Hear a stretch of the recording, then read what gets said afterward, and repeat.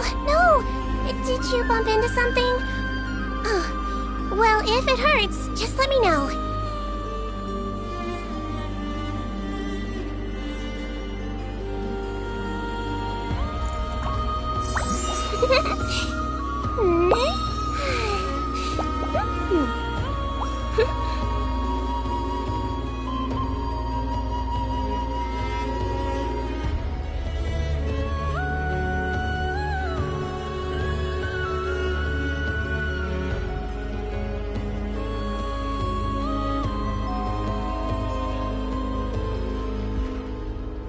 You only get one body, so you gotta take care of it.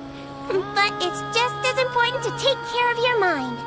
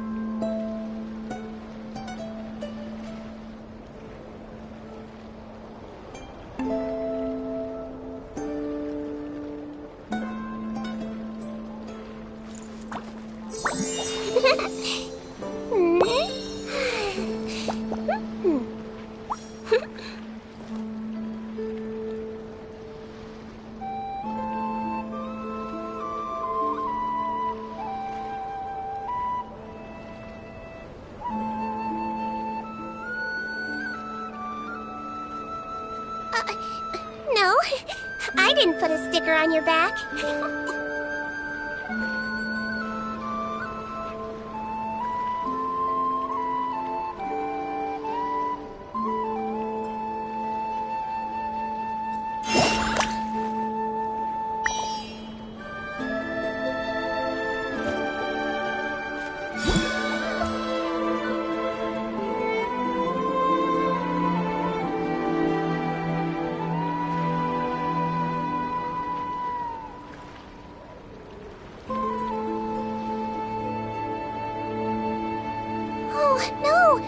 Did you bump into something? Oh, well, if it hurts, just let me know.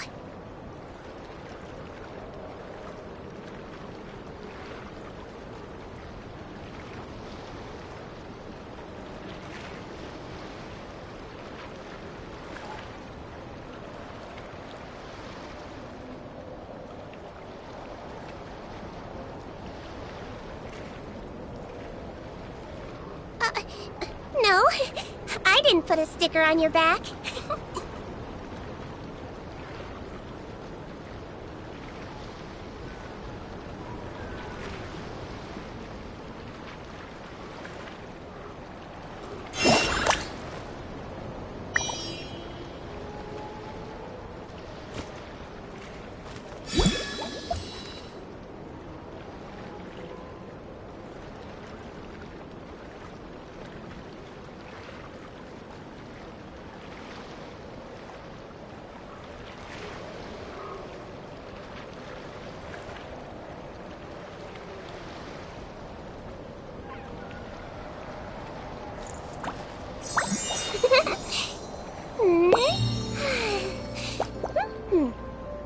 You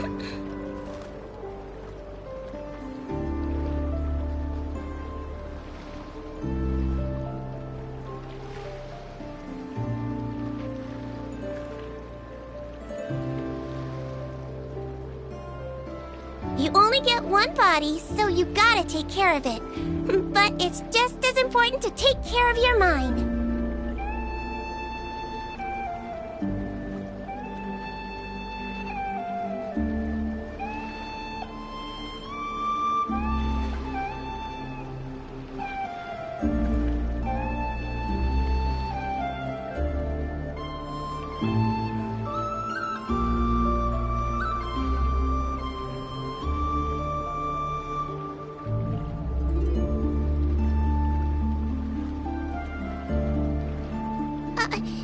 No, I didn't put a sticker on your back.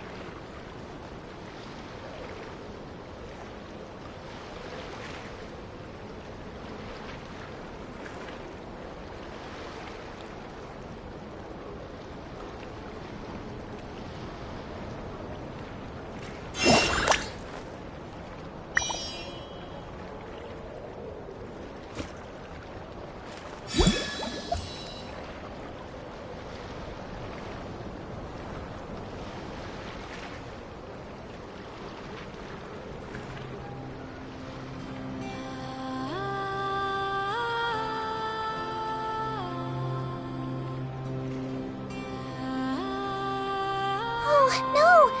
Did you bump into something? Oh, well, if it hurts, just let me know.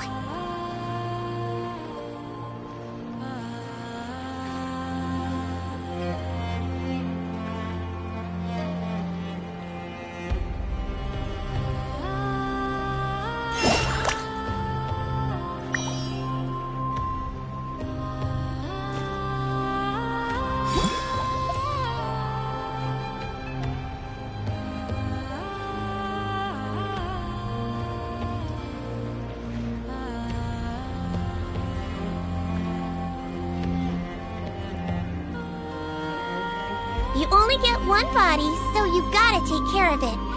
But it's just as important to take care of your mind.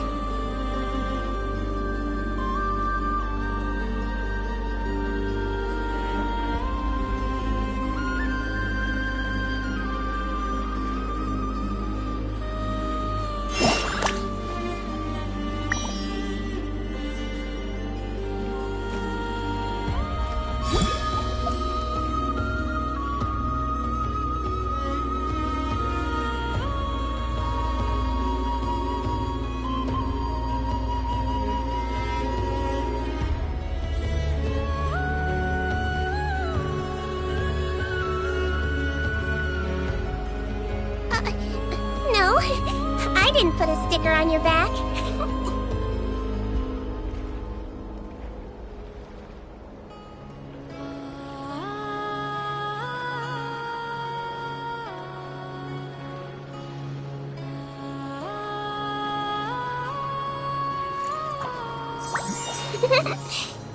No!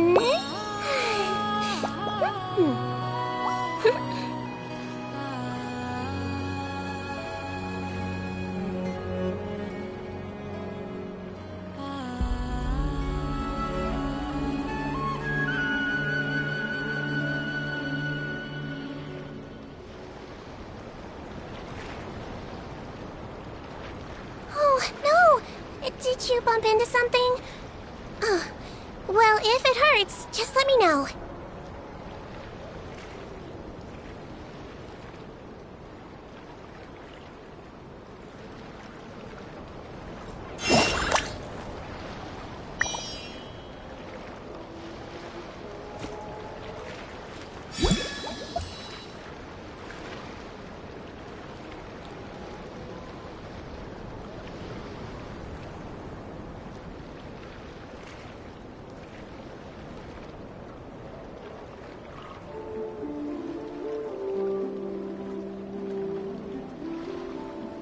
No, I didn't put a sticker on your back.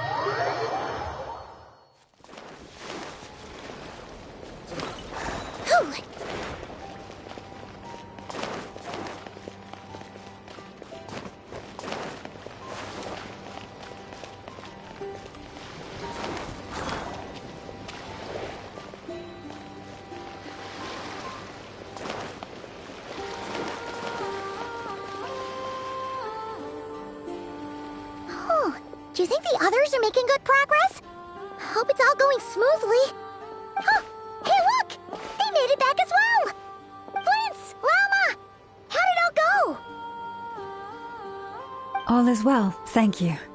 Nefer and Yehoda had to stay at the curatorium to wrap things up, so they won't be joining us for now.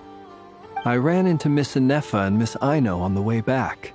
Their work is still in progress, so I suspect they won't be back for a while either.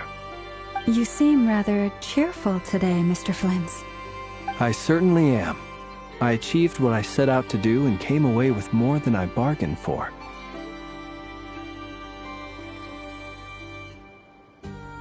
Fighting alone can get quite tedious, but I had the good fortune to run into a pair of brave young warriors. We meet again. How have you been? Albedo! What are you doing here? That would be a natural assumption to make. It's also the correct one. These two courageously lent me a hand while I was fighting the wild hunt. When they told me they were Servarka's colleagues, it all made sense. And given how people of outstanding talent tend to cross paths, it's no wonder you're already acquainted. So, who's your travel buddy, Albedo? Why don't you come and introduce yourself?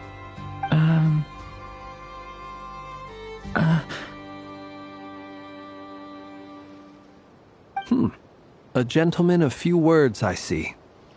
And a rather stern countenance. I presumed you were acquainted with him. Is that not the case? It's nice to meet you. Again. We've technically met before. Wait a sec! You're Minnie Durin! That's right. It's me. I'm glad to see you again. By the way, he says it's okay if you drop the mini. Yeah, I'm not as mini as I used to be. Interesting, isn't it? The first step towards blending into human society appears to be reflecting on whether one's name really reflects who they are. Wow! You look so different! In a good way, of course. It's great to see you looking so healthy. Thank you, Paimon. And although you're as mini as ever, I understand that diminutives don't always convey endearment. I'll be sure to simply call you Paimon as a sign of my great respect for you. Wow! You're such a smooth talker now. Paimon could get used to this. From now on, you may refer to her as your esteemed guide, Paimon.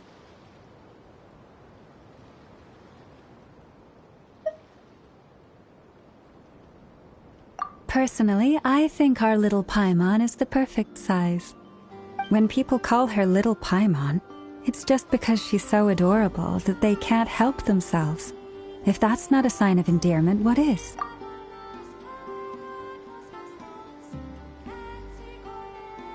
You're absolutely right, Miss Lauma. My brother still has a long road ahead of him when it comes to understanding human relationships. Anyway, speaking of long journeys, didn't Columbina, leave with you? How come she isn't back yet? She's been catching up with old friends. Wouldn't be surprised if she stopped for a cup of tea or 10 on the way back. Uh-oh. People are talking about me. Hope it's nothing negative.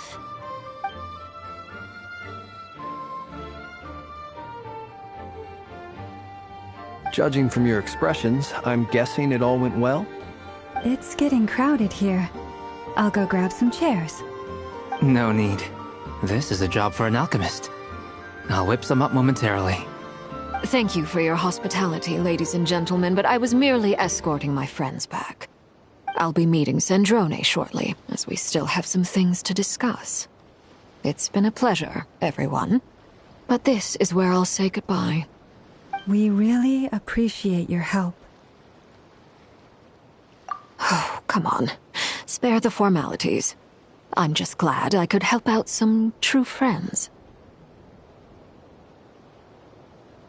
I understand. Well, bye for now, Harlequino.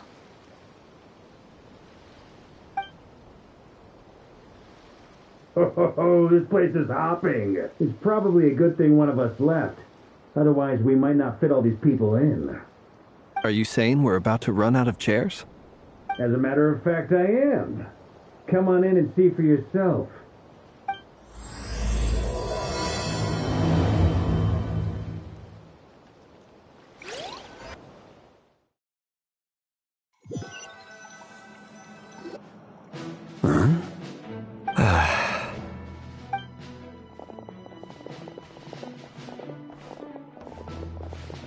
I overheard your little chit-chat outside, by the way.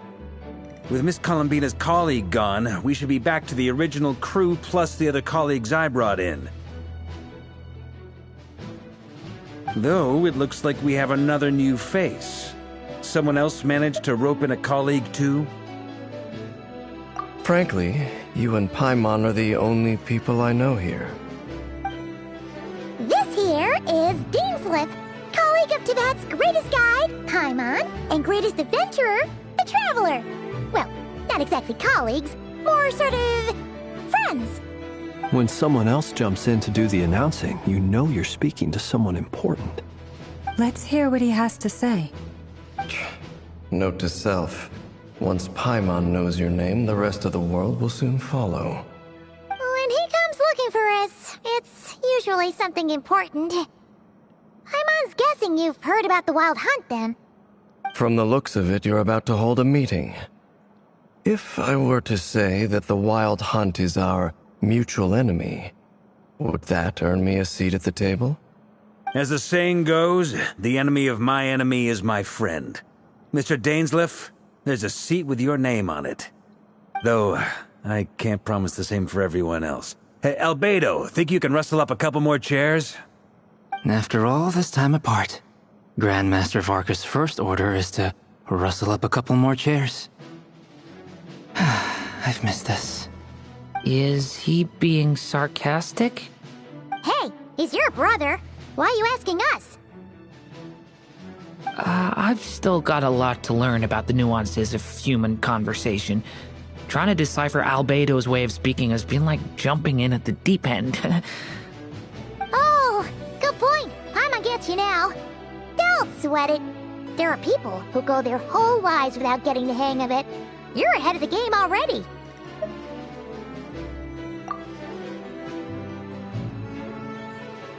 I wonder what's taking Nefer so long. Perhaps you should go and check in with her. If anyone can hurry her along, it's you. I just got back from the curatorium. Besides, aren't you curious to see what's taking her so long? Miss Nefer doesn't strike me as the type to share secrets. And since gathering intel is her specialty, I'm guessing she'd prefer to keep her methods confidential. Under such circumstances, would it not be tactless for me to impose? Oh, but it's fine for me to impose. What can I say? You have an unrivaled ability to garner people's affection, Miss Moonchanter. Besides, you have far more in common with her than I do. All right then. Impressive. She barely fought back at all. I admire your powers of persuasion, my friend. As I'm sure Miss Lauma will realize soon enough, the trick in life is to always pitch in with other people's responsibilities so that you can be selective with your own. Another trick is to simply hide in the background. Spoken like a true sage. Anyway, looks like we've got some time to kill before the meeting. Let's take a little breather, folks. And feel free to chat amongst yourselves. We'll get down to business once the other two arrive.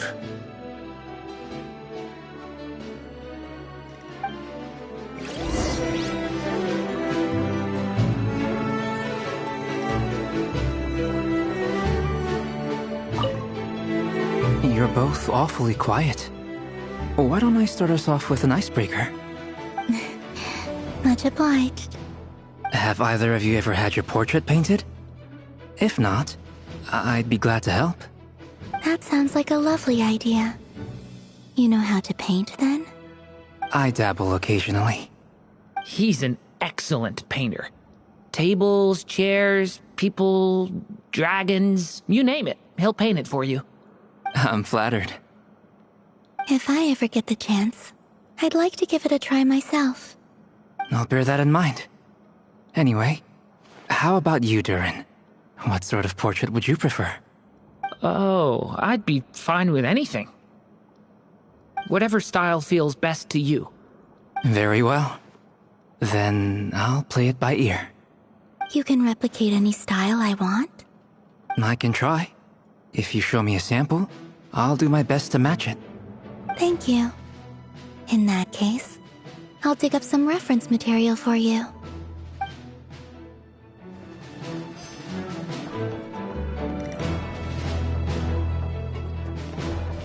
Is there something you'd like to say to me? Yeah! For starters, why'd you just show up here without even giving us a heads up? If you think back to our previous interactions, you may recall that that's hardly out of character for me. You do have a point there.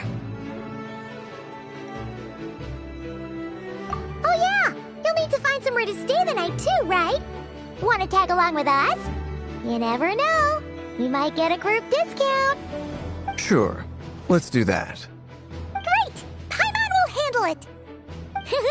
And in return, we can get Dainslift to be our very own personal bodyguard. If that's what you had in mind, you should have said so sooner.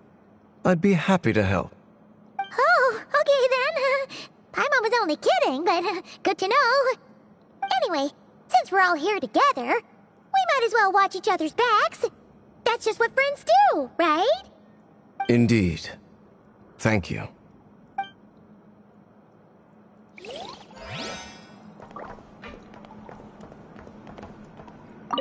Truth be told, I can't remember the last time I was in a meeting with so many people. You're not alone there, my friend. The Lightkeepers also struggle to bring everyone together for a serious discussion. I don't doubt that. I've only ever met two Ratniki, one being you, and the other being that young guy, Itlua. Itlua is a good apple. I'll give him that. He's kind, honest, and regularly delivers supplies to my lighthouse. A true Ratnik to the core. In that sense, he puts me to shame. So you're what? A fake Ratnik? That's what it sounds like you're saying. But I get the feeling that's not quite what you meant.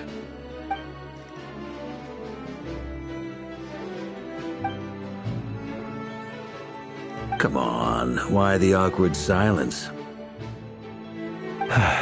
Sorry. I'm not even gonna bother trying to hide it. You've known all along, haven't you, my friend?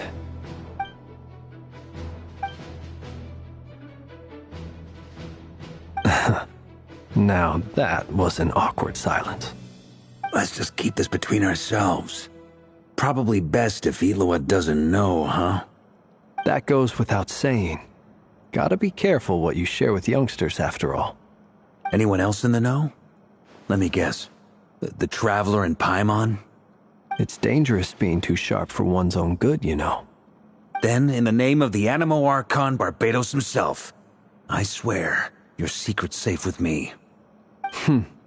When we went for drinks, you said that you and Barbados were practically best buds. In the light of that claim, do you really expect me to take your oath seriously? Of course.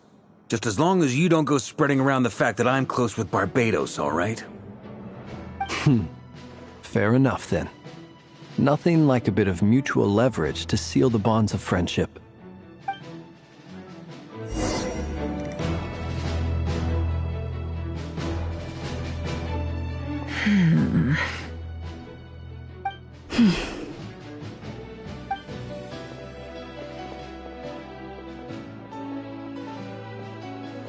Ah, Miss Nefer. You made it after all. But what about Yehoda? I'm here to give you an update on how things are going on our end. Once this is over, I'll be heading straight back to continue my work. I left Yehoda back at the curatorium to watch over things while I'm gone. So much for just this once.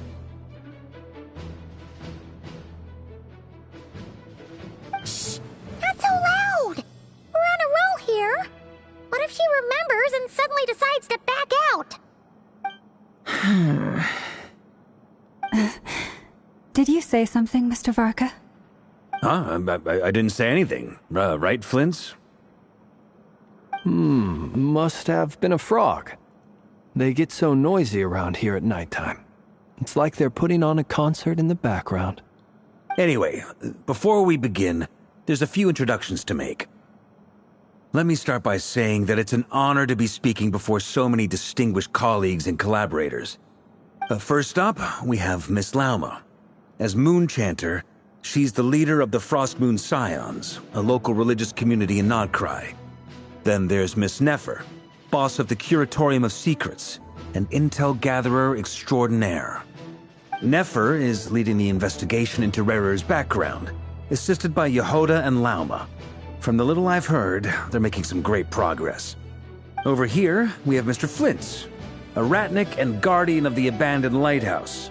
In our last operation, he courageously distracted the Wild Hunt to buy time for the rest of us.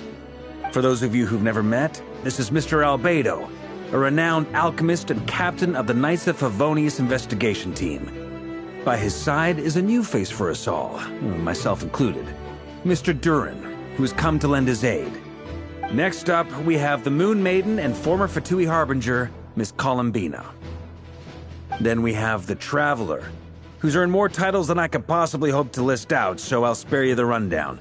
And Paimon, the ultimate travel companion and quite possibly the best guide in all of Tevat. Wow! That's a lot of people! Great turnout! Miss Nefer, it looks like you might have another job coming your way, so, congratulations on the booming business, I guess. You think I haven't got enough on my hands as it is? Who's looking for me now? That would be me, Miss Nefer. I have a commission for you.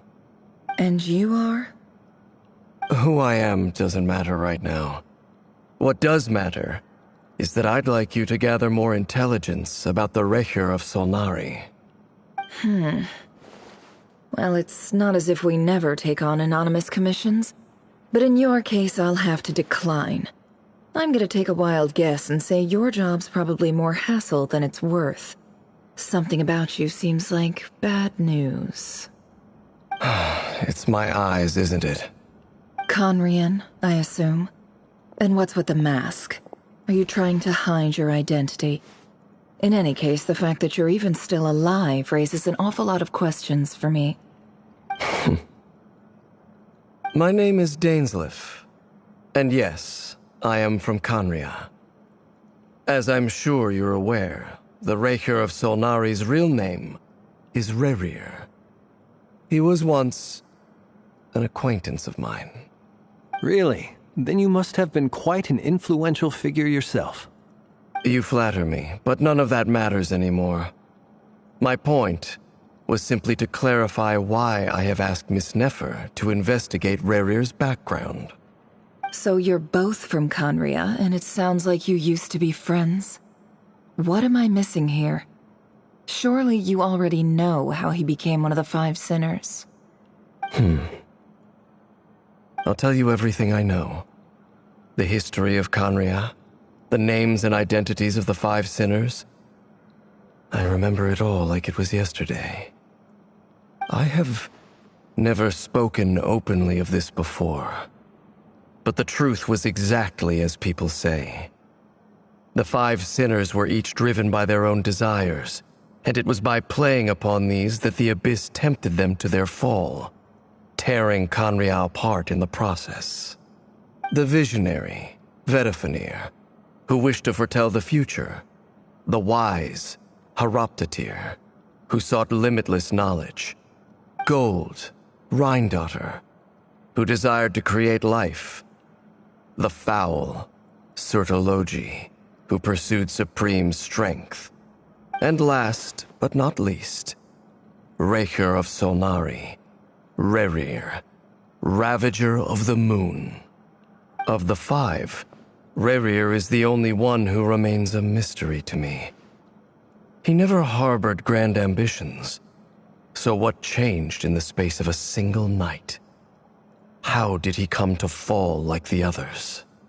In other words, you're saying that his change came as a shock to you, and you have no idea what actually happened?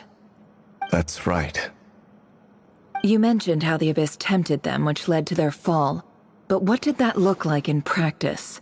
And what other context can you give me about the events of that time? The more detail you can give me, the better.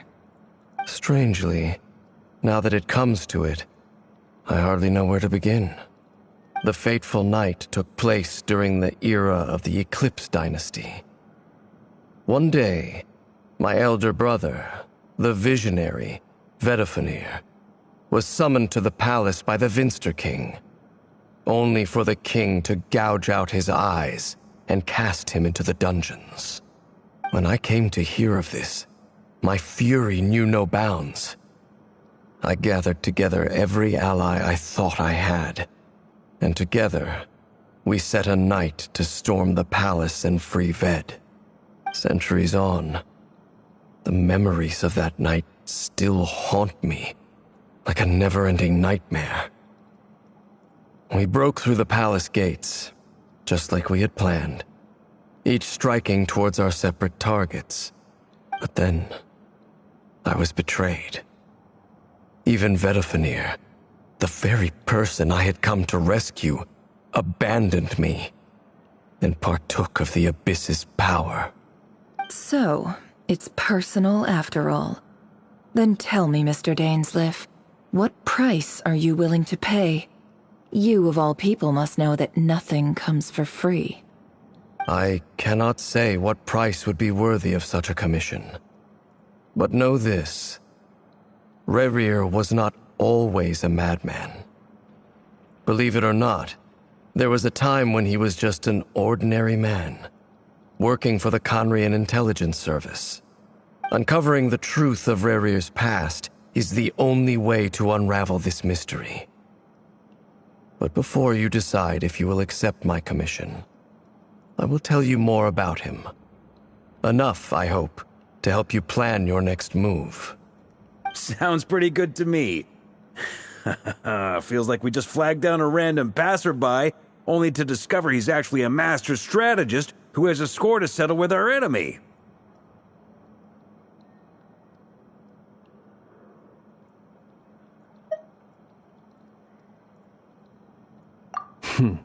Can I borrow your halo?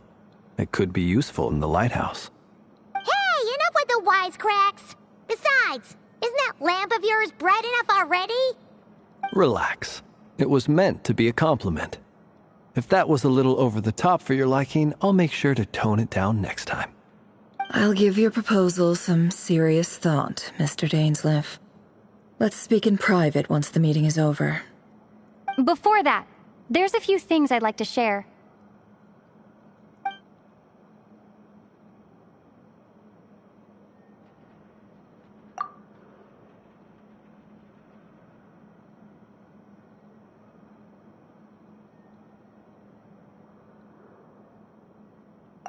Now that we've united the hearts of the three moons, your power should be greatly enhanced. But it seems like that hasn't happened yet? I believe it will take a little longer. You've done so much for me, so I want to be completely honest with you all. Even though I'm doing a lot better now, the truth is, my recovery will likely be an ongoing process. From the moment I was born, my power has been slowly ebbing away. And that is because Tevat has never accepted me. Even with the moons united as one, it seems my rejection cannot be undone. So far, I have yet to find a solution. It may turn out to be a problem that will plague me until the day I finally leave this place behind. Even so, I will do everything in my power to help you drive out the Ray here of Solnari. As Arlecchino put it, this is not about chasing the spoils of victory. It's just a gesture of heartfelt gratitude. Kutar.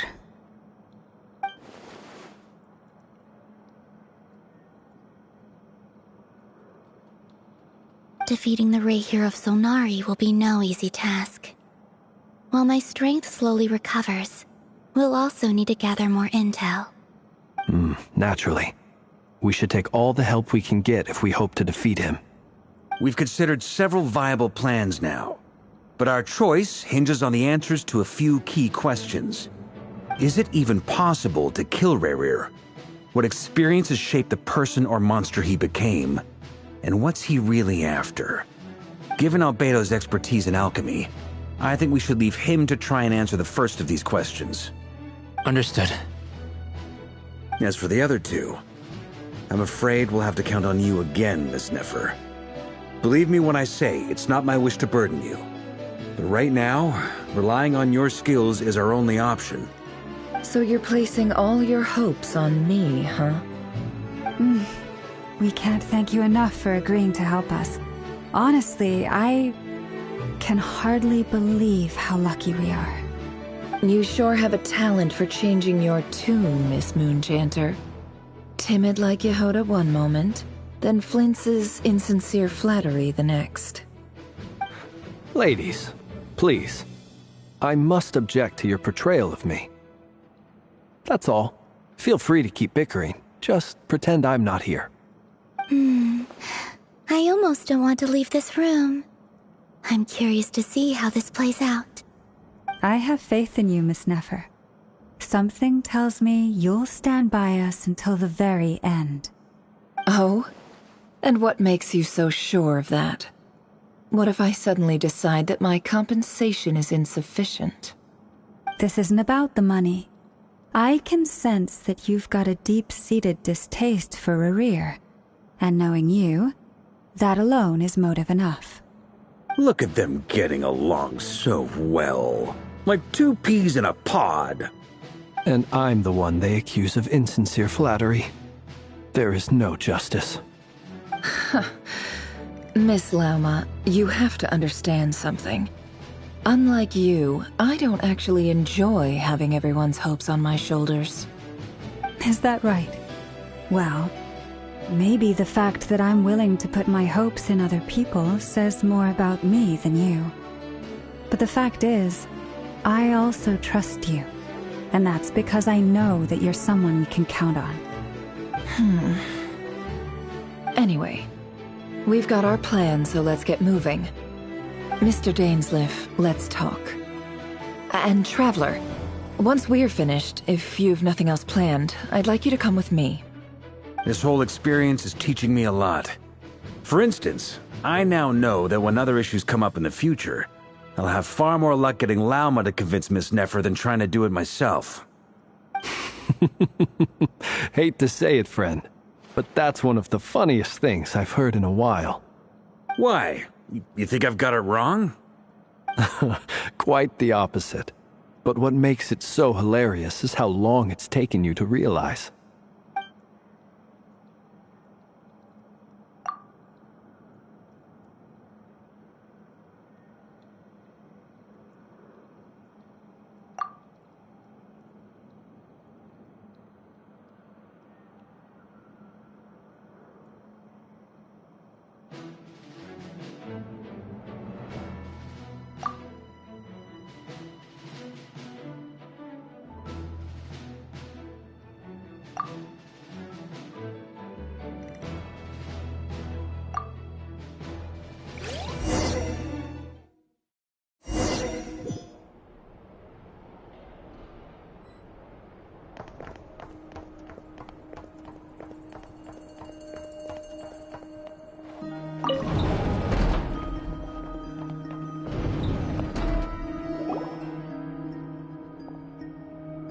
Thank you for waiting. It's okay. We actually used the time to help Dainsliff get a room at the hotel. That's very considerate of you. Now, I trust you share my curiosity about Rarier's past, and you seem fairly familiar with Mr. Dainsliff already. We spoke at some length after the meeting. He was the one who suggested I should invite you to join this operation. He feels confident that these secrets will be safe with you. Dane has a lot of faith in us, that's for sure. Likewise. I appreciate that you got right on board without interrogating me about why I invited you. It shows that you trust me to explain everything in due course. That's because we know what you're capable of. We appreciate you too, Nefer. You might have been forced to help in the beginning, but this time, it was your choice. That's one way to put it. Another is this, that once a decision's been made, it's set in stone. After that, my only goal is to see it through. Alright, so here's how it is. I'm going to access Rarier's thoughts again using my confidential method. Now, I'm sure you've seen things like this before on your travels, so you're surely well aware of how dangerous it can be. The reason I've gathered you all here is to ensure my safety during the proceedings. I plan for us to enter the fragment of his consciousness together, and once inside, I will focus on searching for information. Think of this as a diving expedition into someone's brain. If I'm the diver, you are my safety equipment, tasked with keeping me alive while I'm under the surface. Once the ceremony begins, we will all be spying on privileged information. But in the interests of safety, you must remain absolutely silent at all times.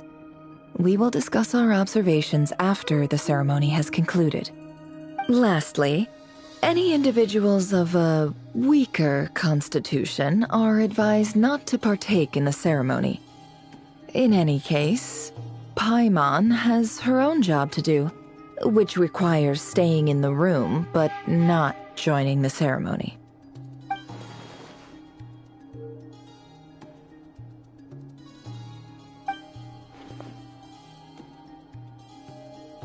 Well, good luck, everyone. Sounds like all Paimon can do is cross her fingers and root for you guys. There's a little more to it than that. I was being serious when I said you have a job to do. While the rest of us are inside Rarier's mind, it's imperative that we have a team member on the outside. In the event that something goes wrong, you will be our first responder. I don't anticipate any issues, but the extra level of safety will be greatly appreciated. I second that. This is a dangerous operation here, and you're our whole rescue team. That's pretty much the most important job in the crew. So, Paimon's like the lifeguard? Yeah, that makes sense. All right, got it. Good. Please, take a seat. We'll get started momentarily.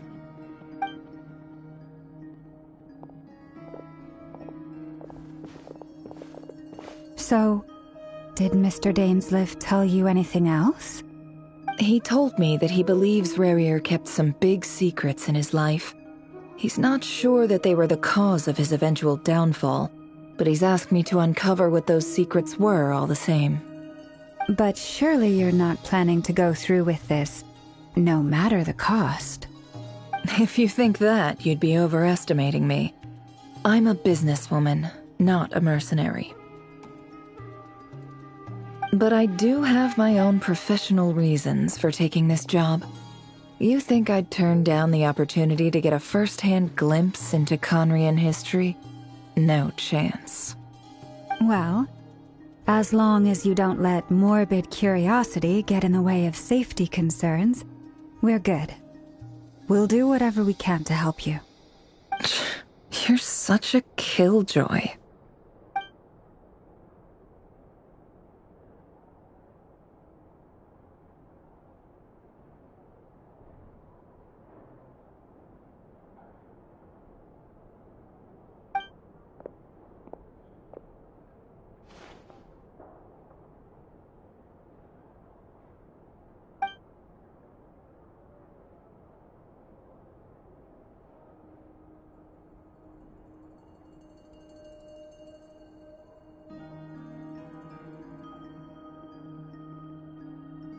All right, I'm good to go. All set over here, too. Promise, Paimon, you'll be extra careful. All right. Let your whole body relax. We're about to begin. Close your eyes.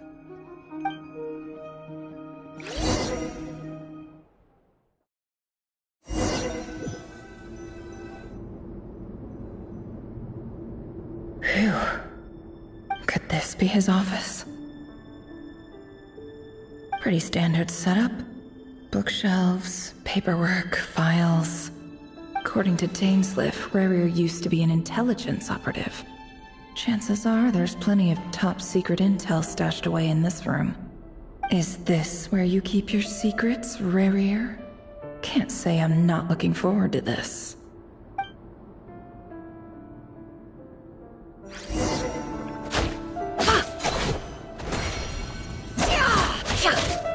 It all adds up.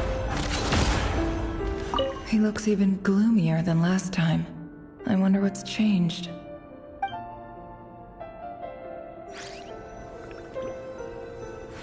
He looks even gloomier than last time. I wonder what's changed.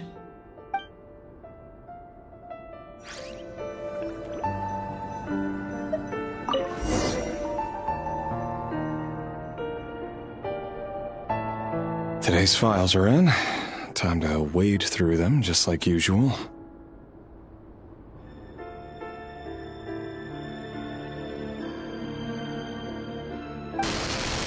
Male, 51.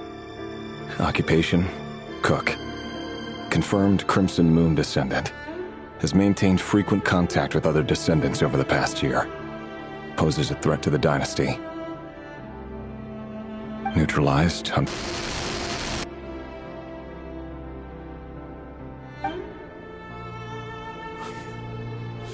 This one should be archived under purged targets.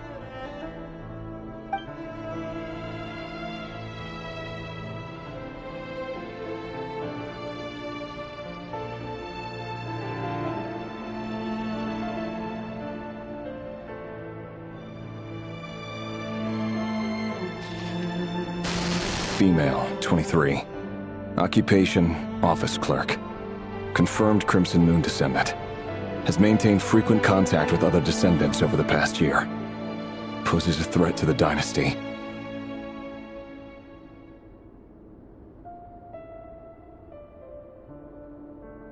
Neutralized.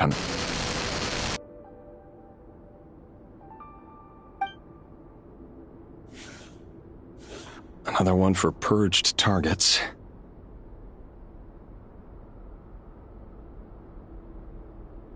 Sounds like she was that other man's daughter.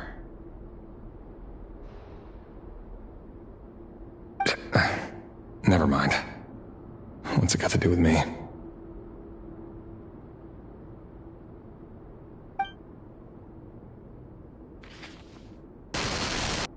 Male, 40. Occupation, teacher. Confirmed Crimson Moon descendant. Has been observed making contact with other descendants during the past year.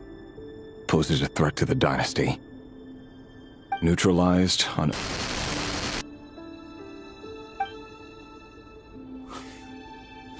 Just another nobody for the archive.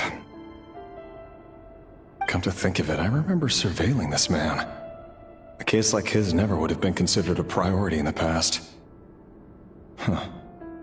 He barely even interacted with other Crimson Moon descendants.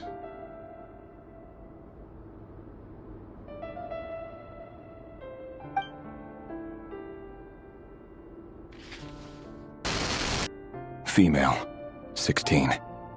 Occupation, none. Orphan and confirmed Crimson Moon descendant. Has been observed making contact with other descendants during the past year. Poses a threat to the dynasty. Neutralized on...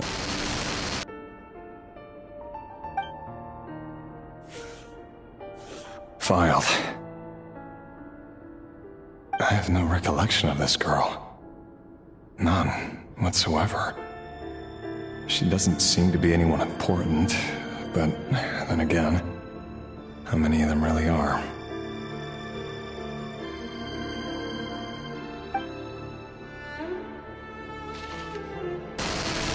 Female, 13. Occupation, none. Orphan and confirmed Crimson Moon descendant. Has been observed making contact with other descendants during the past year. Poses a threat to the dynasty. Neutralized on...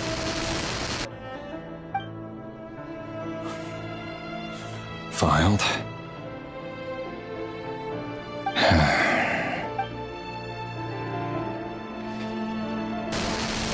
Male, 11. Occupation, none. Orphan and confirmed Crimson Moon descendant. Has not been observed making any contact with other descendants during the past year. Poses a threat to the dynasty. Neutralized and...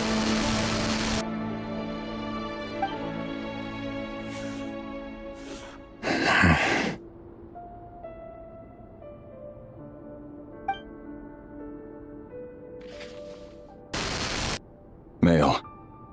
6. Occupation, none. Orphan and confirmed Crimson Moon descendant. Poses a threat to the dynasty.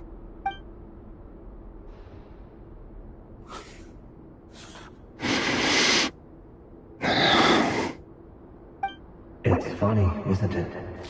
Your job is becoming both harder and easier at the same time, depending on how you look at it. Sooner or later, the Crimson Moon descendants will be completely wiped out. But as their numbers dwindle, they become harder and harder to track down. That's not how it is. Fortunately, however, most of the able-bodied adults have already been taken care of. The remaining weaklings will be increasingly easy to deal with. No! No. My job is to ensure the survival of the Eclipse Dynasty. And the only way to do that is by eliminating any and all potential threats. It's a perfectly legitimate line of work. Every single one of my colleagues can attest to my fairness. And if my friends were aware of the facts, I know they'd back me up too. Assuming, of course, that they were aware of all the facts.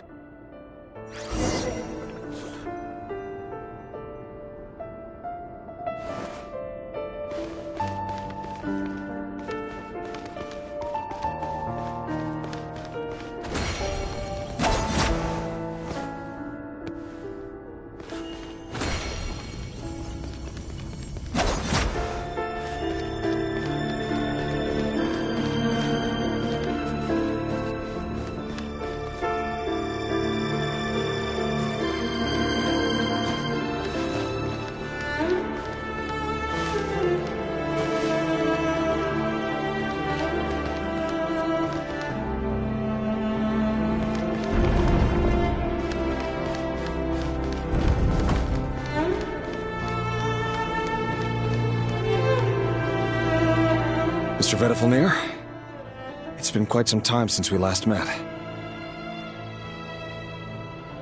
Rerir, I trust you're here because you have something important to discuss. Forgive me. I wasn't tuning out, it's just, I noticed you didn't even phrase that as a question. As if you knew I was coming. Tell me, does someone in your position ever feel the need to ask questions at all? It is indeed within my power to foresee certain things. Things like your arrival. I was just thinking. It won't be long before I'll be inviting both you and Dane to my wedding. That isn't a lie, but nor is it a fact as such. It's a wish, isn't it? No fooling a prophet, is there? Ever since that day we met for drinks, I knew it was only a matter of time before you came looking for me.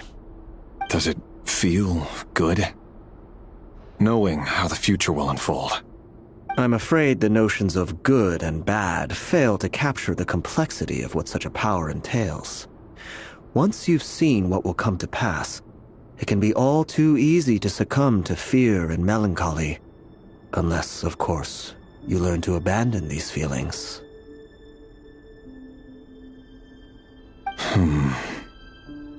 You fear my silence, and long to hear the words I left unspoken that day. That's right. You must have noticed my reluctance to broach the subject, and the reason is simple. Because the truth could never have lived up to your hopes. For both our sakes, such words are better left unsaid. The burden of prophecy was never meant for your shoulders. So who exactly do you deem worthy to hear your prophecies? None but our exalted king? Or rather, our king as he once was. You're closer to his majesty than I am. You must know better than anyone how much he's changed. You say that as though it is to my benefit. Yet precisely because of that, I dare not speak rashly. A king can turn out to be the most virtuous of rulers, or a tyrant more terrible than the most vicious of dragons. You are so wise and far-sighted, yet still you would have me live in fear of the unknown? You make a fair point. Especially given my silence alone was all it took to send you spiraling downwards. Very well then. Let me offer you some advice. And I say this not as a prophet or a visionary, but simply as the brother of your friend. For many reasons, there is very little chance of your marriage ending in happiness. If happiness is what you seek, you should find another fiancé.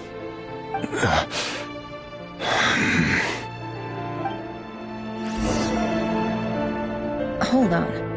There's that same black fog again. Could this memory belong to Thelindis? Guess I'd better tread carefully.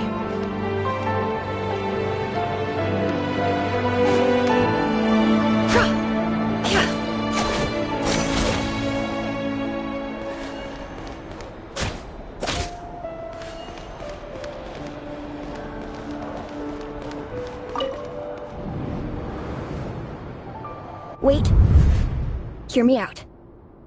This time we finally got a clear look at his face and learned his true identity. His name is Rayrir, and he claims to be one of the king's guards. What did you say? A cruel irony, isn't it? The man you're set to marry leads a double life as a brutal executioner. Why are you telling me all of this now? Simple. It's because I want you to kill him. You are the only person he would never suspect. No, absolutely not. I would never dream of doing such a despicable thing. So you'll just stand by and watch him slaughter us to the last? Do not forget that the blood of the Crimson Moon flows in your veins too. The blood of the Crimson Moon? What does that matter now? The dynasty has long been dead and gone. You think that alone is reason enough for me to throw away everything I have? Why wouldn't it be? You two were once a child of the Crimson Moon, just like me. Don't tell me you've never felt so much as a flicker of fury for the way we were trampled into the dust. As long as you promise to abandon this pipe dream of restoring your dynasty, I can try to persuade him. Or have him persuade the Vinster King. Persuade the Vinster King? Do you even know why he's so obsessed with hunting us down? Why he keeps trying to force us to hand over our secrets? Over and over again? Or why we refuse to give up on restoring the dynasty? The Vinster King. A blind fool. His eyes clouded by powers from beyond this world. A petty little man with a miser's heart. And he dares to sit upon the throne? Mark my words. Sooner or later, Conria will fall. And it will be his doing. If you can't bring yourself to do it, so be it. Just you watch. It won't be long before calamity descends upon us all. The Rehir of Solnari. That really is quite a secret you've been keeping from me, Rerir. But who am I to talk? Am I really any better? I've kept my own past a secret this whole time, too. Love should be built on honesty. But ours was born from lies. And yet, is it really so wrong to hide things that would only make life harder? If we don't cover up the parts that no one else should see, how can we go on pretending to be normal? Vedifulnir must have known all this. And that's why he made his prophecy. In the end, nothing stays hidden forever.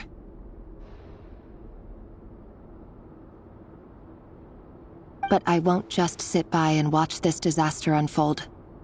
I'll do everything in my power to protect what I cannot afford to lose, no matter who I have to face.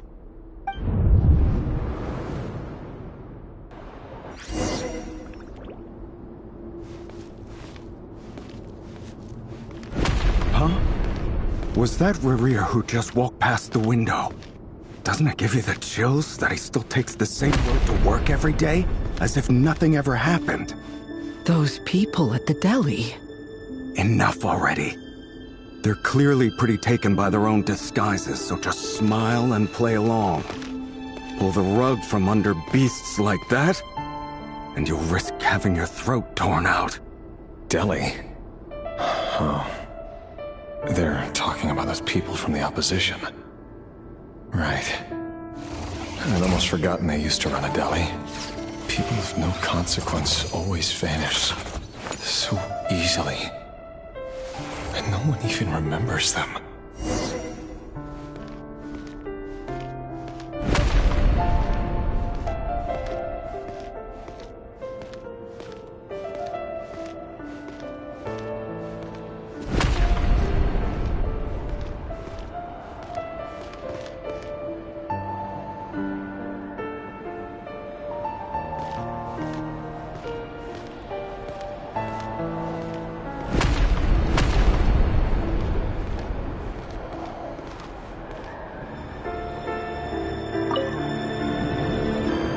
But surely you can see he's not the man he pretends to be! So many have died already, and they say that the king's madness grows with each passing day. We're not going to survive this, are we? But why does it have to be this way? Do we really deserve to die just because of the blood that runs through our veins? Felindis, are you even listening? Sorry, Freether. My mind was off wandering. I heard you, though. You're talking about what Rerir said. He's just following the king's orders. He's a secret agent, and it's his job to hunt down rebels and dissidents. By the time you first met him, he'd already taken lives. Maybe he was using you from the very beginning. No. Rerir has no idea I have anything to do with the Crimson Moon. My family are only distant relatives of the main lineage, and besides, my eyes are perfectly ordinary. Truth be told, apart from my teacher, pretty much no one knows I have any connection to any of it. It's been a long time since my family severed ties. But as Orlog said, who could possibly talk sense into that raving lunatic of a king? No one. I'll work something out. Trust me, I'm with you all. But for now, you need to keep yourselves hidden. Don't let anyone find you, anyone at all. Don't forget that Rerir is an Eclipse operative. You need to be extra careful when he's around. And when I am too. For now, don't come looking for me. And if anything happens to me, just act like we've never met. If even you can't escape this, what hope do the rest of us have? But after all this time together, surely he wouldn't lay a hand on you. I won't speak in his defense, nor can I give you a clear answer to that question. But I'll do everything I can to put an end to this. Here, hold on to this. If an opportunity to escape presents itself, take it. You'll be glad you took some spare change. You call that change? But what about you? I've got a job, and there's still money coming in. But you can't go anywhere right now. Please think about yourself for once.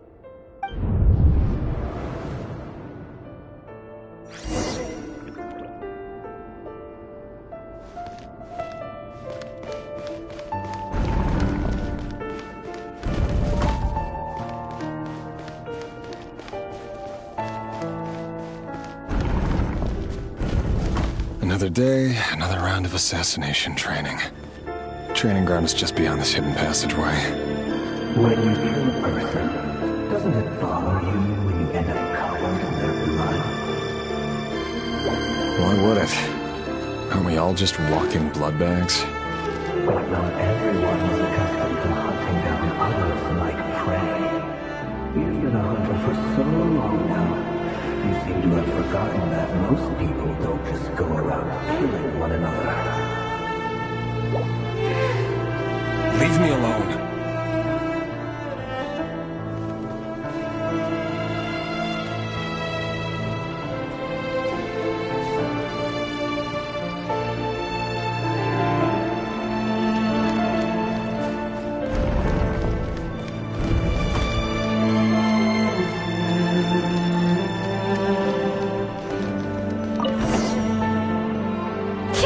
Make sure you have a firm grip on the handle. Then choose your angle well. Keep your movements light and brisk. And the prey won't sense a thing. I doubt that. I'll bet no one's ever died a quiet death at your hands. I work clean. No traces.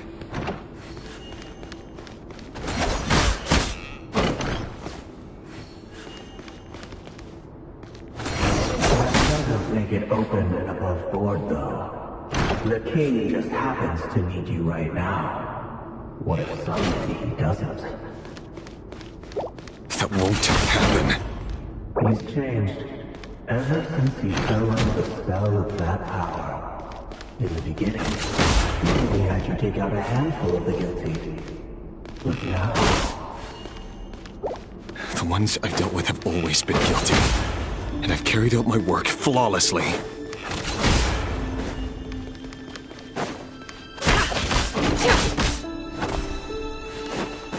No more lies.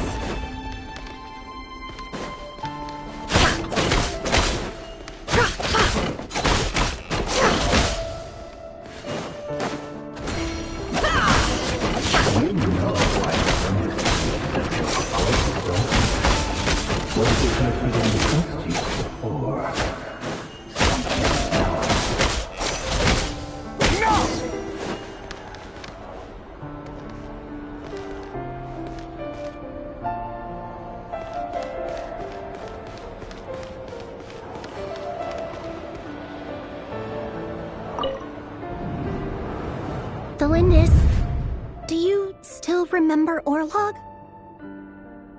Orlog? The boy who was pretending to sell flowers. You spoke for quite a while, didn't you? Yes, we did. What about him? He was arrested 2 days ago. Chances are he's already dead. He...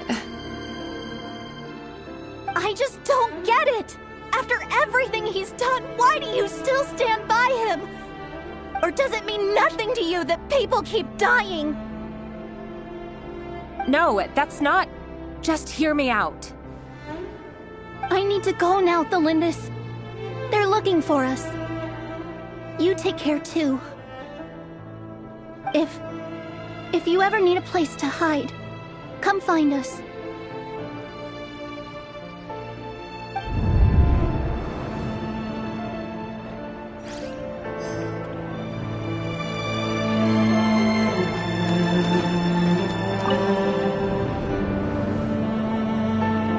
Author Thelindis. Over the course of this week, the research object was subjected to interference for a total of 47 hours for experimental purposes. The results are as follows. All subjects of observation that were sent inside have now... The situation within is proving more problematic than anticipated. No progress whatsoever. What now? Won't you give me even a glimmer of hope? Things are getting worse by the day. I have to find a way or we'll all be in danger.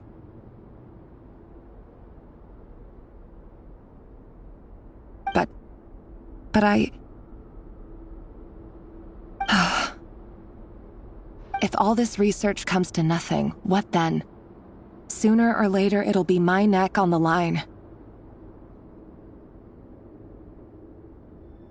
But could he really bring himself to kill me? No. Surely he wouldn't have the heart.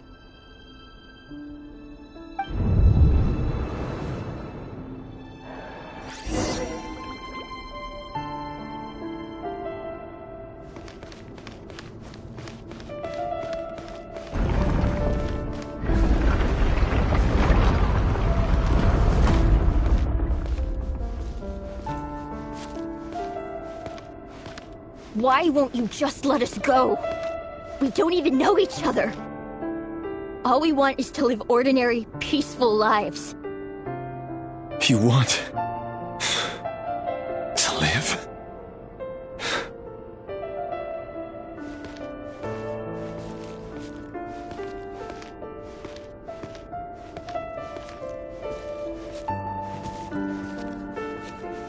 Yes.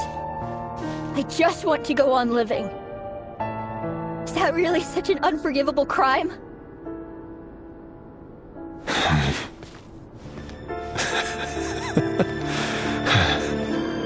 You want to go on living.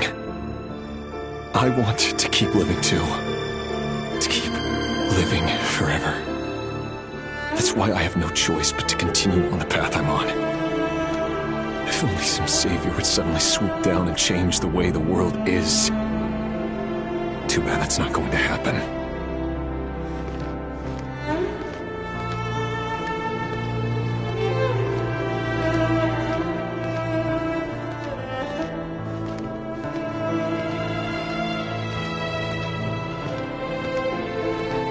Imagine that. If there really were such a person, you and I wouldn't be standing here like this, would we?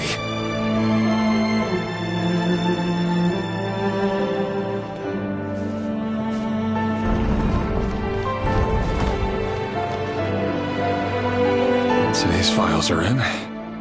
Time to wade through them just like usual. No, I don't get tired of it. It's my job. And not only am I lucky to have it, I'm good at it too.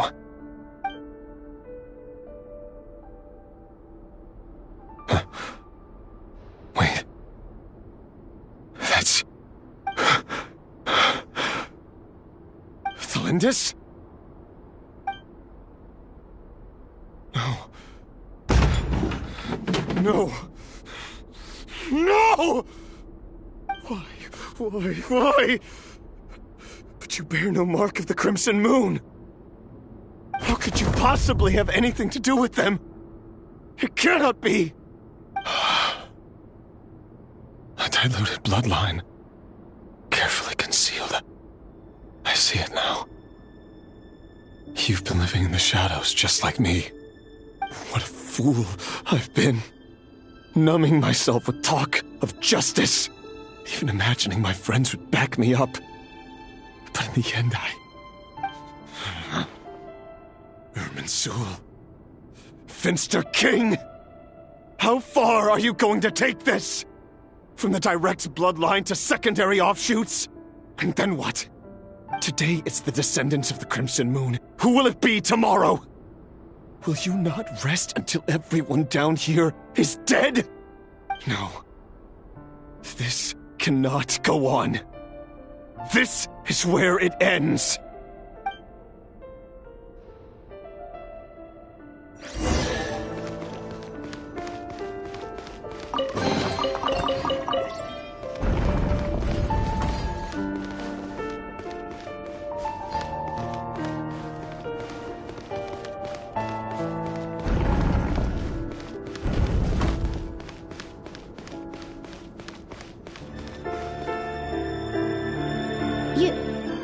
You're really letting me go? I am. As long as you can guarantee that no one will find you. Don't worry, I'll be extra careful. No one will know I was here. But what about you? Me? If you let me go, you won't be able to complete your mission, will you? Good point. In that case, maybe you should stay. No, please! I just want to see the outside world again.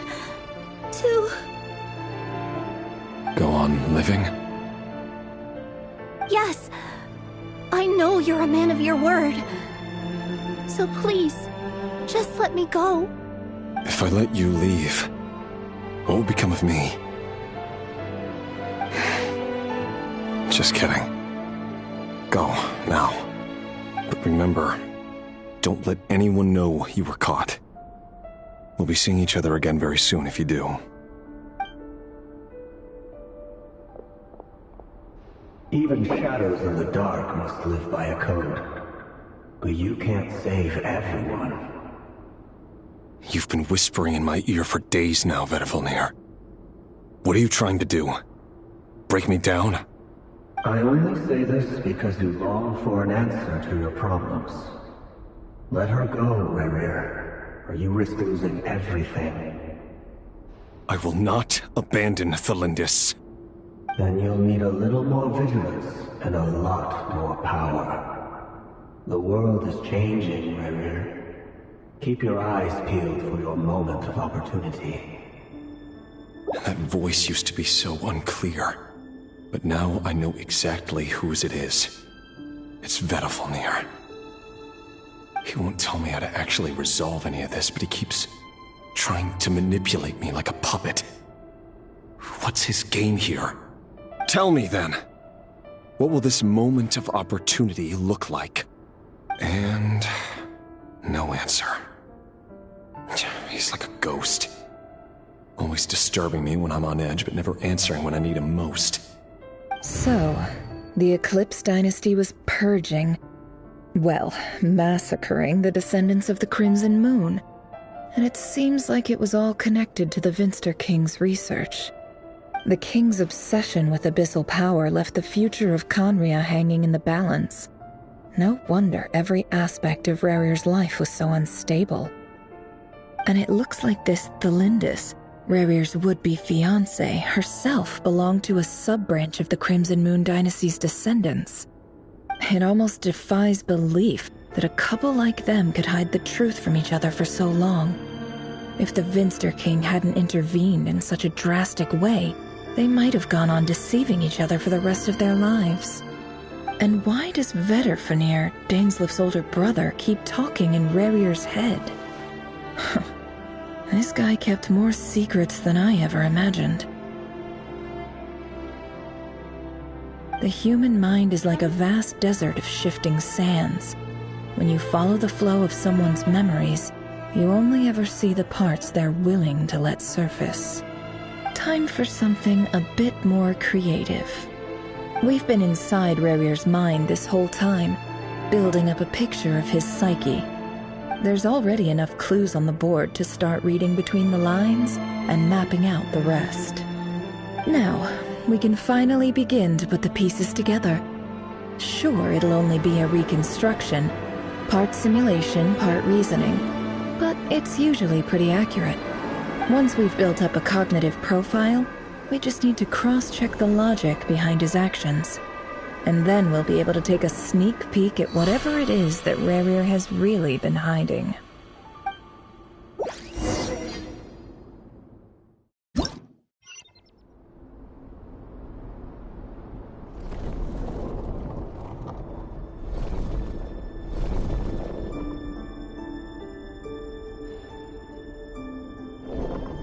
Rerir, are you there?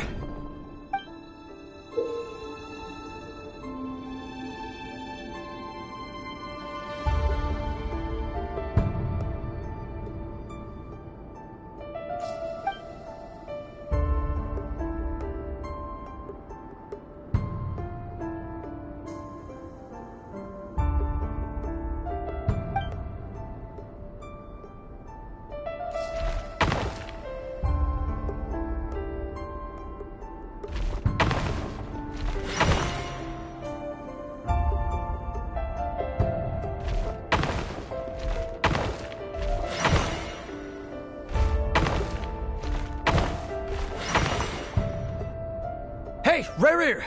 Come out, it's urgent! Dane? What's wrong? Quick, come with me. I'll explain everything once we've met up with the others. Okay. I'll come. But the Lindis is still over at the Universitas. I'll need to leave her a note. All right then, but make it quick. I've never seen Dane so worked up before. Whatever this is, it must be big trouble.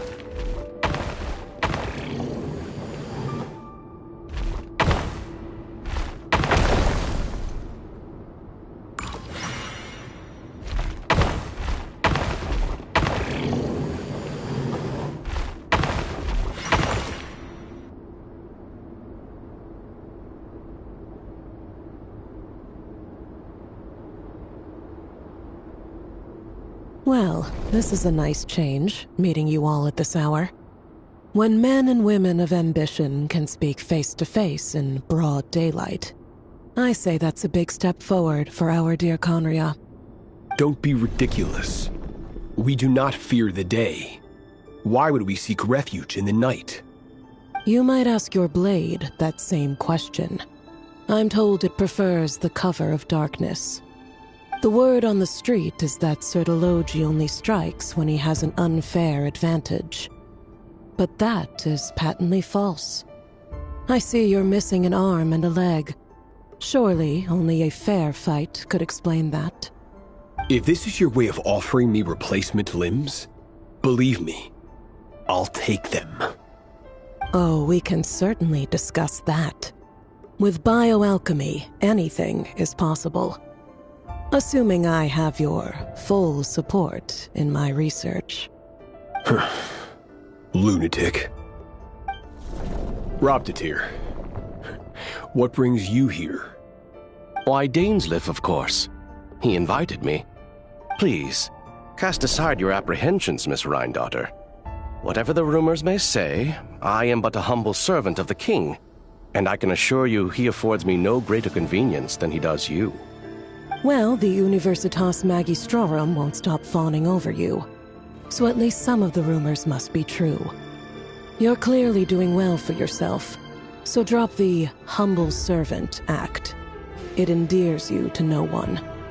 You're president of the Universitas Magistrorum, the chief royal mage known as the Wise by royal appointment, and by far the most favored among the 4 pillars of Conria. Vice President Veit doesn't even try to hide his envy when he sees you. My success is the product of hard work and good luck. It's as simple as that. Were the king not such an extremist, I hardly think I would have received a senior post at my age. Of course, no job is without its gripes. Serving a king like ours can be a challenging task, as I'm sure you can imagine. And as for Efterveit, in missing out on the presidency, he's dodged a mountain of stress.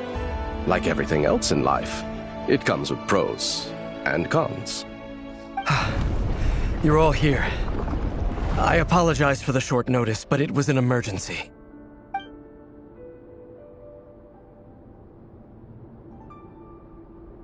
You must be Rerir. Mr. Sertologi. Yes, I handled your case file during your sentencing. Nothing personal, of course. I'm pleasantly surprised that you remember me.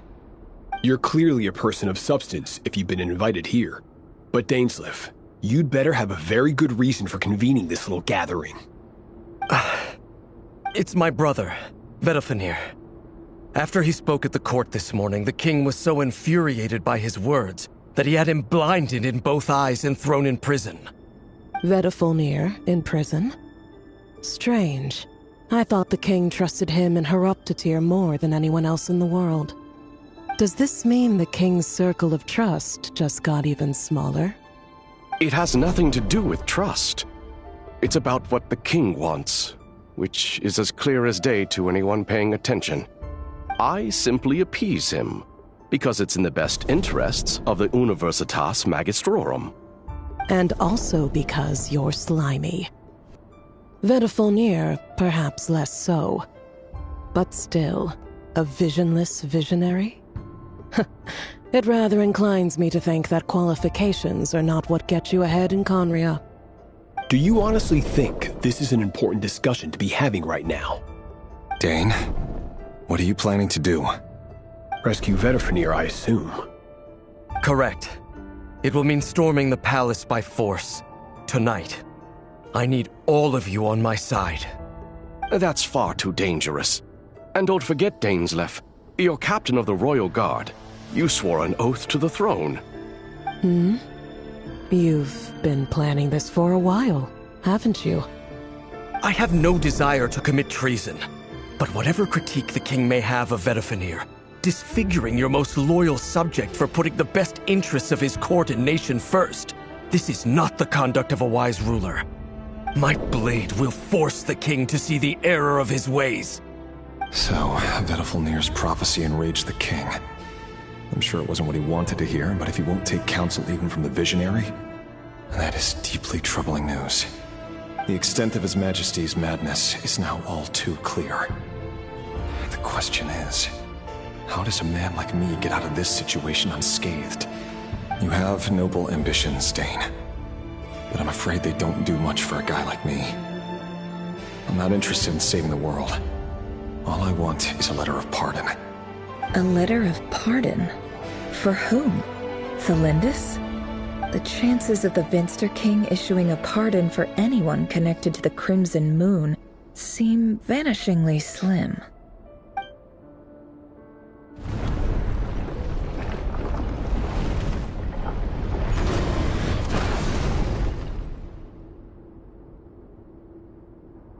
This black fog over the board must have some connection to Thelindis. But why is it taking this form? Does it have something to do with Rerir's past? Another mystery I'll need to unravel.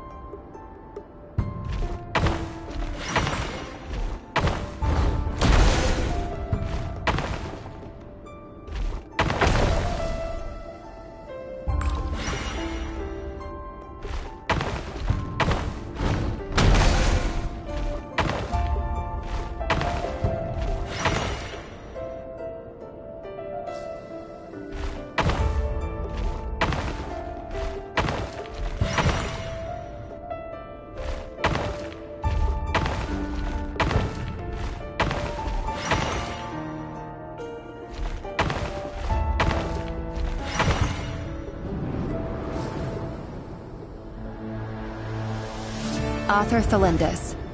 Over the course of this week, the research object was subjected to interference for a total of 60 hours for experimental purposes. The results are as follows. Research dating back to the Crimson Moon dynasty has established 2 points regarding moon marrow. Firstly, its origins have something to do with a god's power. Secondly, it serves as a portal to an as-yet indeterminate location. Moon marrow can thus be defined as a spatial gateway. However, there are a number of hurdles to overcome before we can answer the question of where it leads to. To start with, opening the gateway requires a specific power source, which the relevant literature indicates. An enormous amount of power is then required to keep the gate open. Currently, the total power output of our instruments remains in the single digits. To make matters worse, I am now the only staff member remaining in the Moon Marrow lab.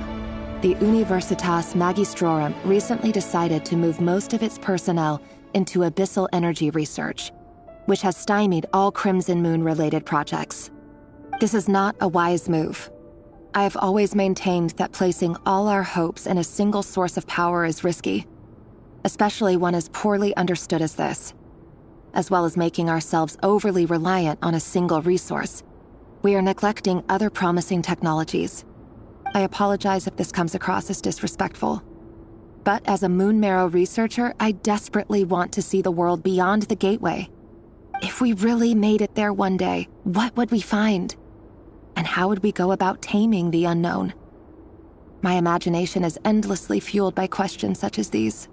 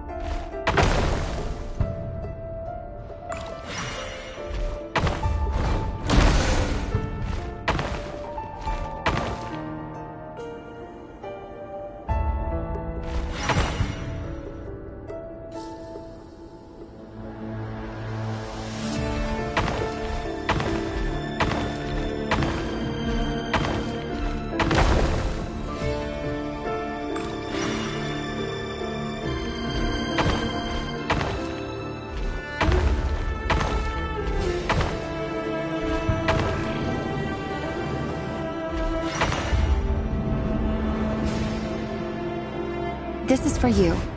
I heard you're gonna leave the city with your parents. Thelindis, did you hear about what happened? I've heard nothing. Rerir got back very late last Friday, and he was acting a little unusual, but he slept pretty well, so I'm guessing whatever he did was a good deed.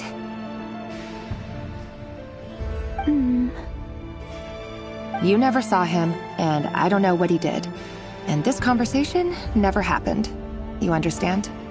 What if he finds out that you pried into his secrets?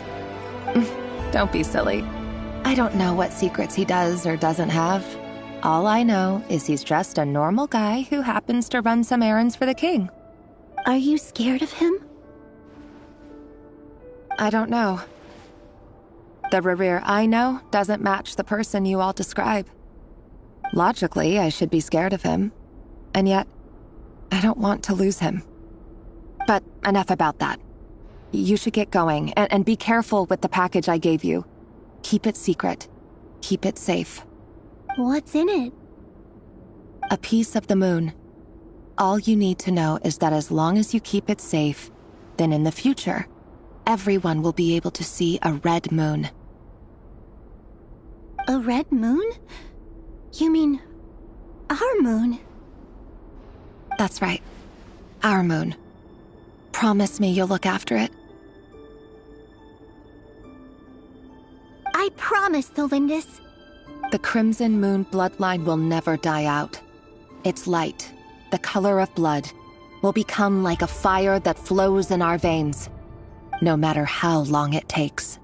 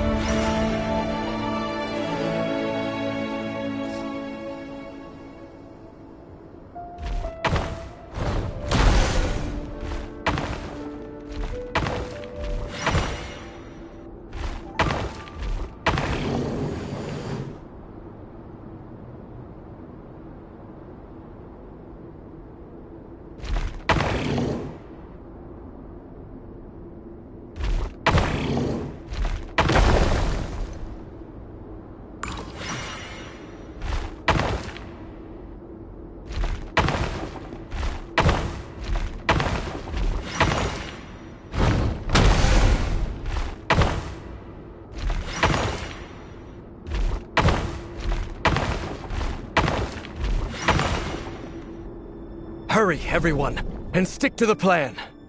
Sir Dainsleif, what are you? Is this treason? You know what happens to those who betray the throne.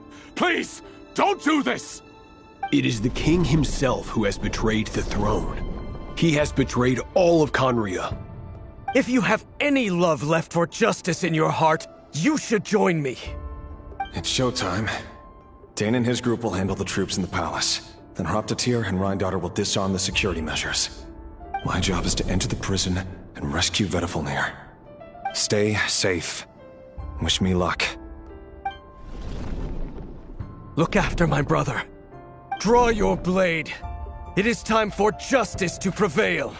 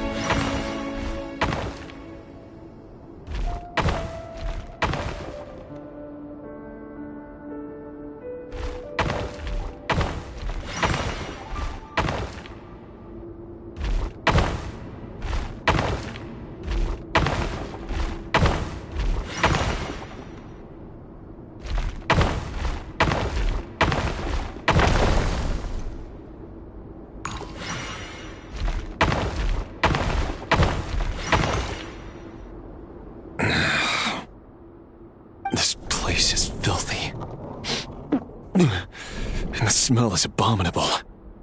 Clearly, the king doesn't allow his prisoners a single shred of dignity. This is dire. Found you.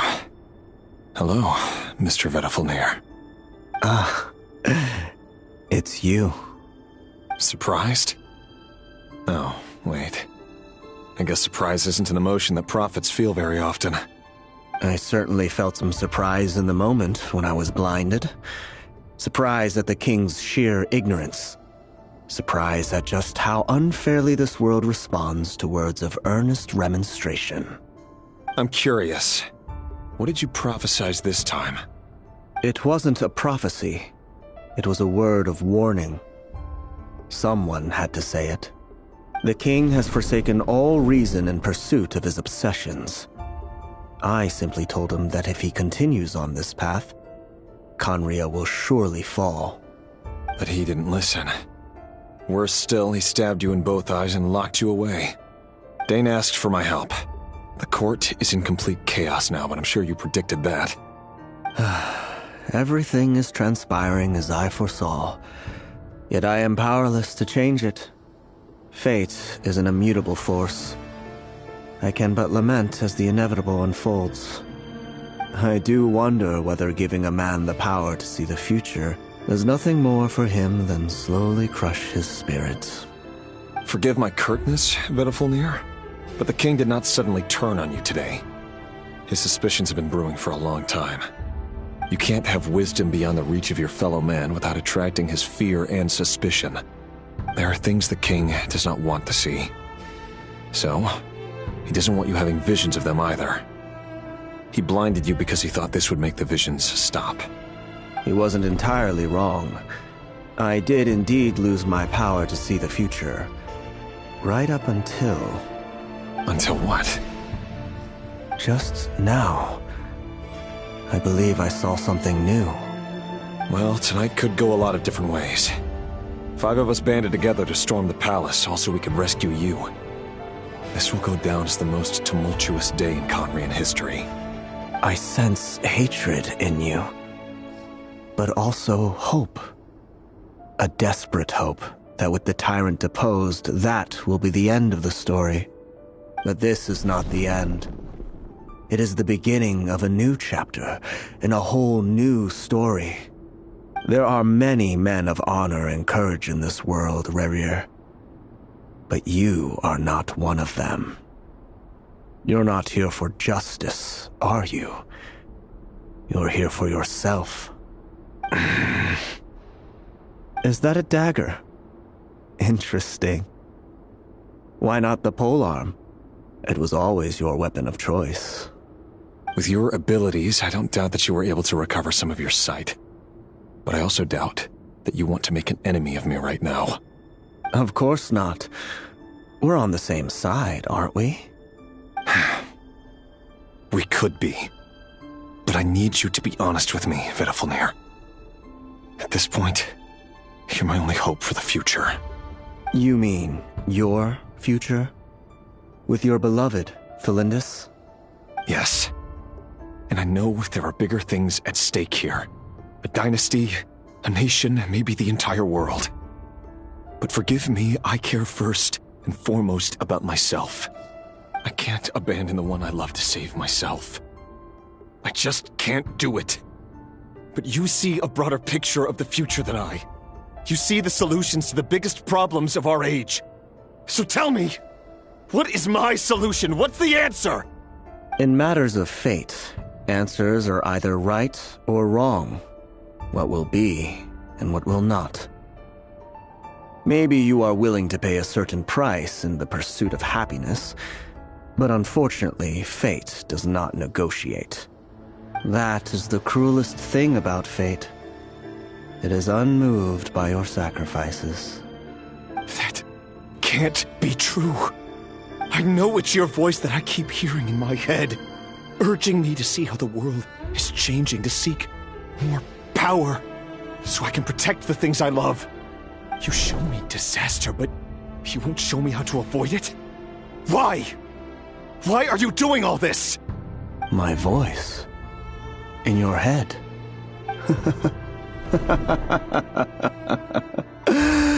So, you hear it too? The voice that steals your mind, gains your trust, and drives you crazy. It turns out that we are not so different, you and I.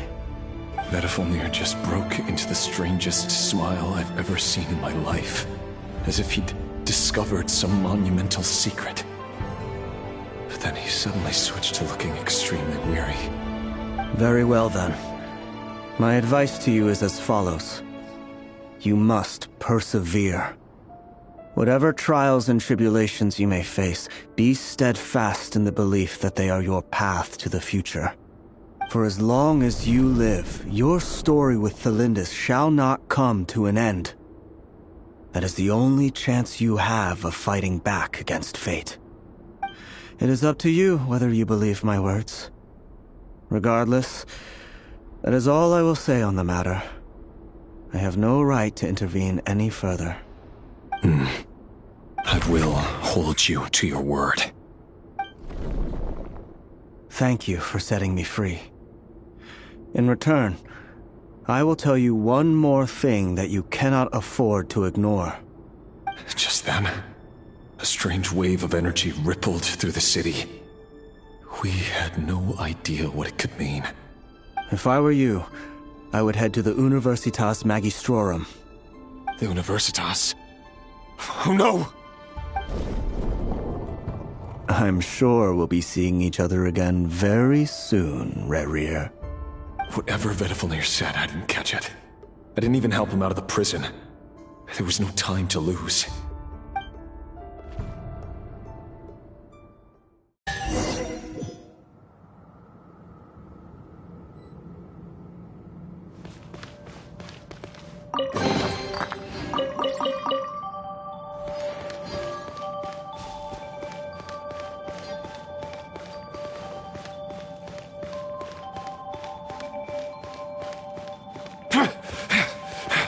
Monsters?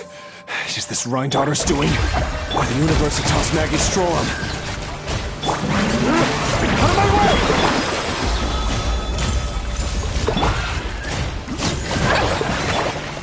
It all adds up.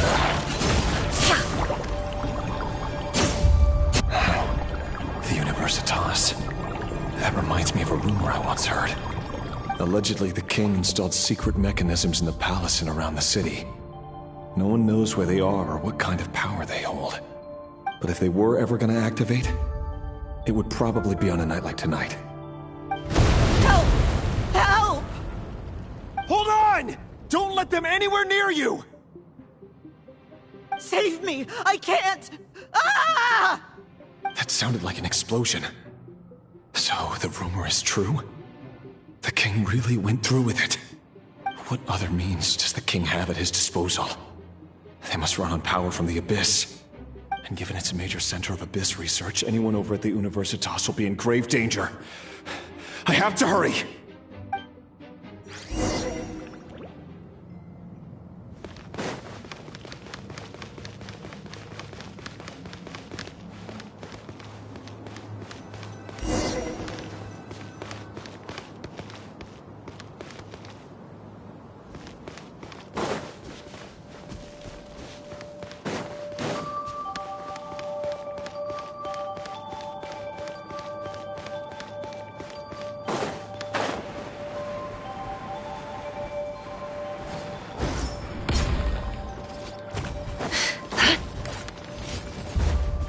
Everyone hold hands! Yoo-hoo! Shine down! Calm down!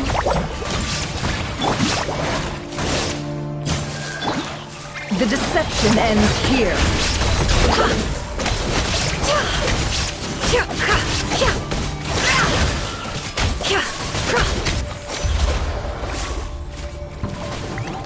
Hey! Illusion shattered! Shower me with praise! Time to shine! The Temple of Wisdom!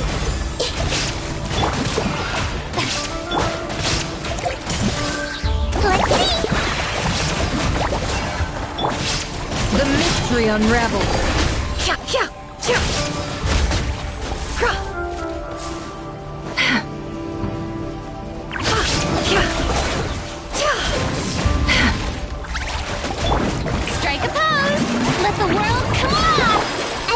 Agent!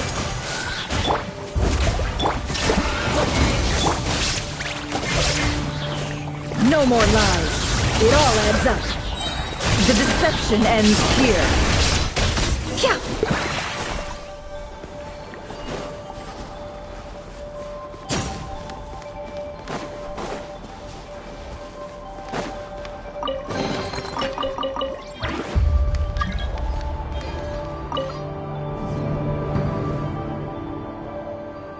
Monsters! At the Universitas Magistrorum? Why now? Oh no! They're coming! It's no use. The table won't hold out much longer. The weapons. Where are the weapons? Of course. All the lab equipment was upgraded after the inspection last week, but the new weapons haven't been allocated yet. I'm done for. Is anyone there? I need help!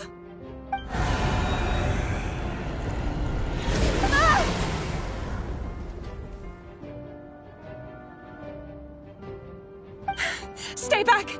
Please stay back! Please!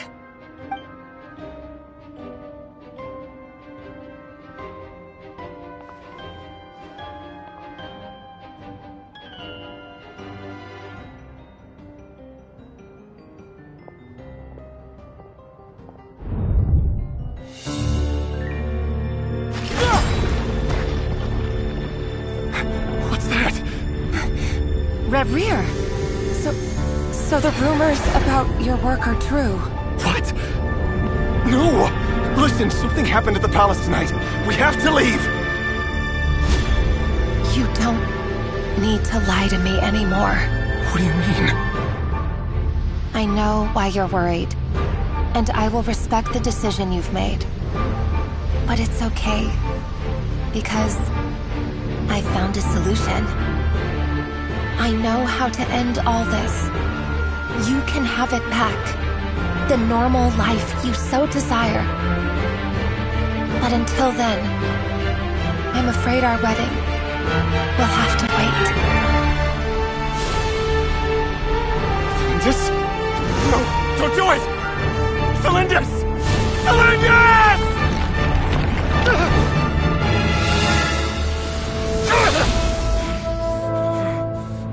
I told you, Reverie. Let her go. You will find someone better. No! No, I won't do it! I have to save her! By what means exactly? A lowly pawn. You lack the power and the strength of will. Do you know a way? Tell me! Come to the palace. Join us.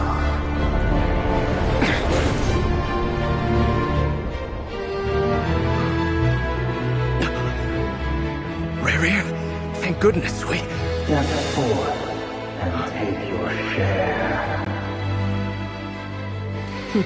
You made it. Not you too.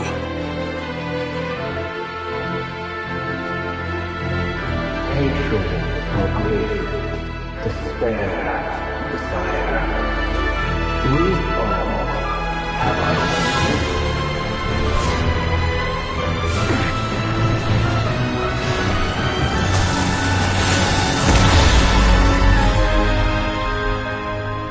Reverie.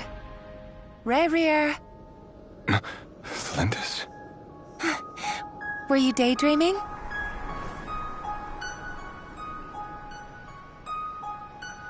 You still remember, Reverie? That question you asked me a couple of weeks ago? Oh. You mean the proposal? Yeah. I'm wondering, where do you think would be a good place to discuss it? Maybe in the garden? Or were you thinking a fancy restaurant? It's your choice.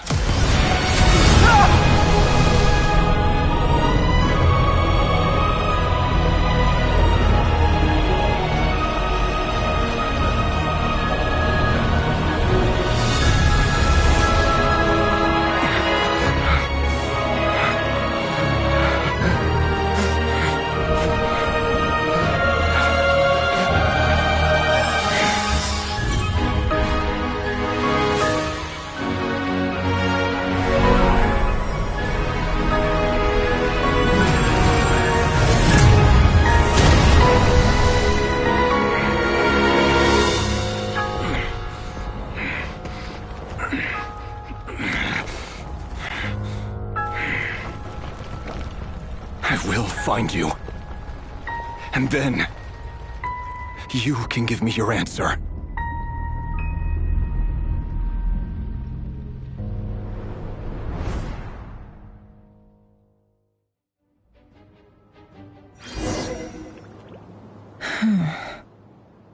So that's how the Raker of Solnari was born. A monster created by circumstance is a monster all the same. Viewing other people's thoughts for too long can get uncomfortable. Right now, I'm feeling a strong sense of loathing. In a nutshell, the story of Conria is what happens when the truth falls by the wayside.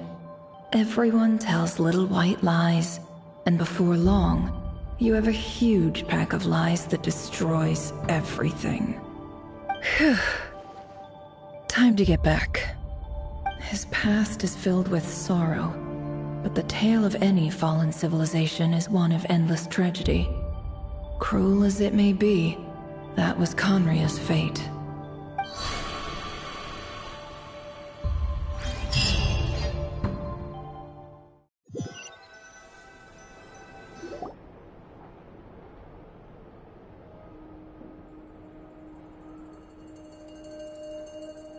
Everyone, I'm back. Can I get a standing ovation? Never! How are you holding up? Feeling okay? She's fine. Boss is a pro. Yes, I'm fine. You will have seen the events of Rarir's life through my thoughts.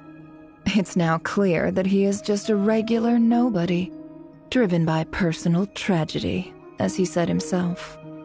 I mostly agree. There's only so much we can know about him from his memories alone, but they did give us a clear glimpse into his life in Conria. However, I would not consider Rarir to be a nobody. He was deeply involved in the events of that era. Yet, when the catastrophe of a generation strikes, nobody is safe. Sounds to me like you're speaking in riddles again. Is this you urging me not to abandon the people of Nodcry in their hour of need? That's not what I meant. Although I do hope you choose to remain a part of the plan. Without you, the mission ahead will be all but impossible. Then try to remember that I respond better to the carrot than the stick. And I don't appreciate being bossed around. Now, as for you, Missy, you were excellent. You stuck to the rules of the ceremony and kept your mouth shut the entire time. Bravo. Cool. So, can you fill me in on the deets now? Most of what I saw went right over my head. Patience. You'll hear the whole story, don't you worry. But let's meet up with the others first. It will save me narrating it twice. Yehoda? Yes, boss. Let me get that door for ya. That's more like it. For a moment there, I was worried you'd forgotten about the first clause of your employment contract. Forgive my curiosity, but what does the first clause say? It says I gotta do the annoying stuff that boss is too lazy to do for herself. Like opening the door, pouring the tea, yada yada. Is that right? If something is in the contract, it's because she willingly agreed to it. Rest assured that the Curatorium abides by the very strictest of labor policies. You don't seriously think I'm cruel enough to treat her like my slave. In any case, I've hardly shied away from my share of the work today. Hope I don't catch Flintz and Varka lounging about in their chairs, enjoying a leisurely cup of tea. There's nothing I dislike more than other people enjoying themselves while I'm hard at work.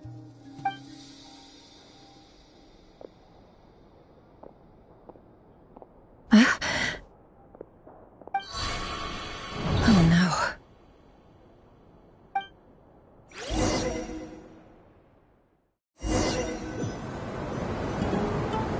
Sorry to disturb you, but we seem to have run into some trouble. Evidently so.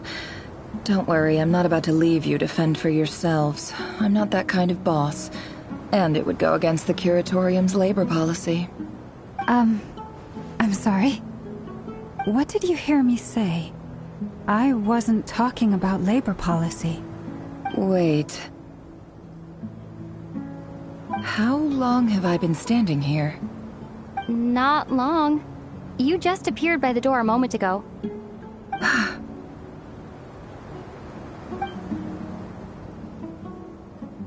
Boss, what's wrong? You look like you've seen a ghost. We've been tricked. We never left at all. Somehow I hallucinated that whole scene back inside the office. Hallucinated? But how?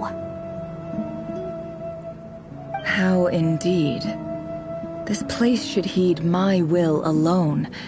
All thoughts and actions that occur in here are just a result of pawns moving across the chessboard in a carefully calculated manner. And nobody has access to this chess set but me. So you control everything in here? More or less.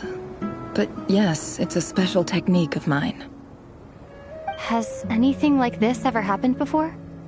Only once. It was the first time I used the chess set. Is there any similarity between what happened then and what's happening now? I suppose my thoughts are a little turbulent, which was also the case my first time. Is there anything I can do to help? The first clause of your contract clearly states that I only need your help with things that I'm too lazy to do myself. Meaning, you're not feeling lazy right now?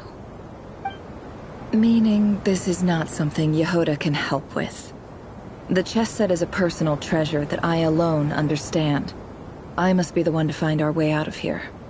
Boss, it's fine. Really. Let me do something useful. Oh, listen to you. Whatever would I do without you, Yehoda? What?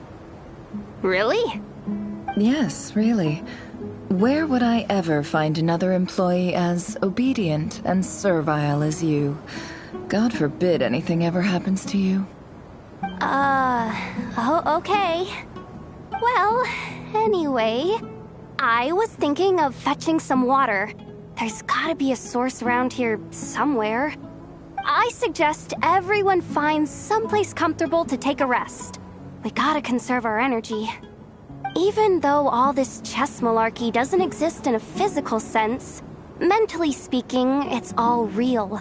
And so is our tiredness and fatigue. You don't want to dismiss mental fatigue. Just because it isn't physical doesn't mean it's any less serious. But anyway, I got your backs, so don't worry about a thing. Don't I have the best employees? Jealous much? If we can find a suitable time, I'd love to borrow Yehoda for a day to help out at the Frost Moon Scions. Would you be amenable to that, Boss Nefer? Oh, Lauma. Have I ever told you just how pretty you are? Beauty runs from the tips of your antlers to the depths of your imagination. Time to rally, everyone. Follow me. As we continue our journey, the same rules will apply.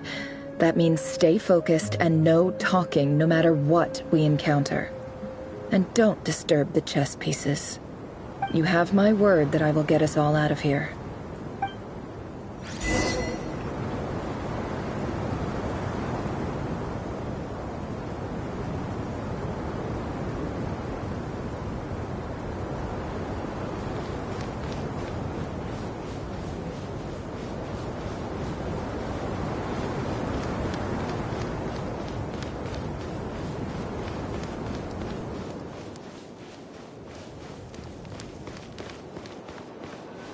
This place looks familiar. That's not a good sign. There's someone up ahead. Time for a little chat.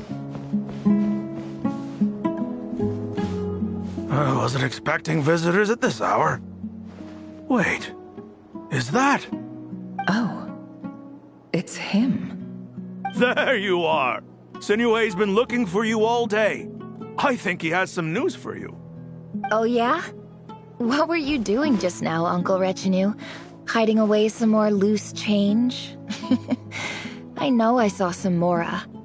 What do you mean, loose change? Oh, come on, I'm too old for this. Just pretend you saw nothing.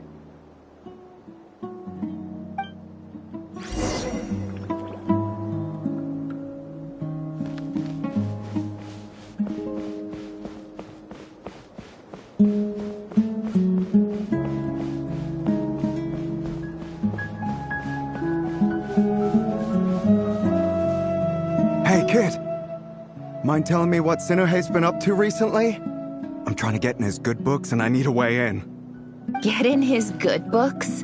Why? What do you want with my dad, Uncle Apepe?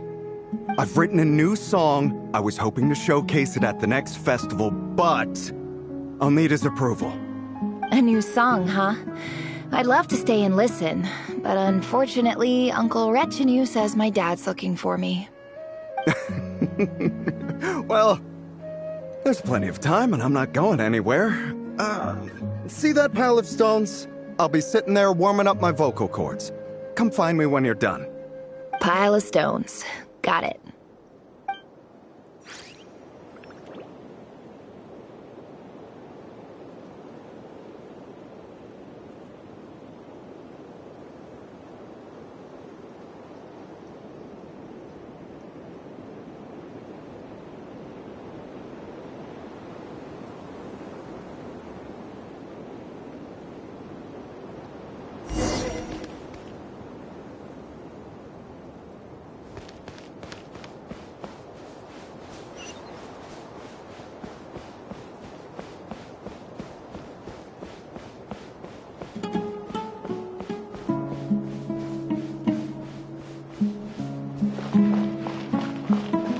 Hi, Dad.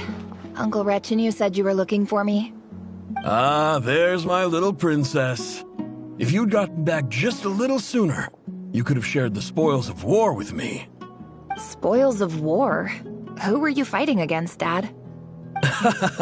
It was just a figure of speech. The aftermath of a sandstorm is no time to be waging war. I was talking about our war against thirst. I went out to fix our water supply problem, and now I'm back. Which means... We have a well again! That's right. I found a new one and brought back as much water as I could carry. It should last us for a good while. If it wasn't for these blasted sandstorms, our wells wouldn't be caving in. You wouldn't be spending all your time out searching for new water sources. As the chief of our tribe, I'm supposed to be leading us out of hardship and poverty, onto better things. You know how prosperous our ancestors were. I've told you all the stories. And look at us now, squeezed into these hovels. No one would choose this, if it wasn't for the endless wars over the years. But things are looking up. I started working with some folks from the academia a few months back. They gave me some contacts in return for my assistance in the desert. So you're the academia's helper now? Special ambassador, they call it. Think of it as a partnership. It's nothing bad, okay? We've been isolated here in the desert for too long. Seeking opportunities elsewhere is the best thing for us, and the fastest way to progress. So, do you get anything good out of being a special ambassador? Of course. My luck's improving all the time. One day, I swear I'm gonna lead us out of this place. We'll find somewhere new. Somewhere better.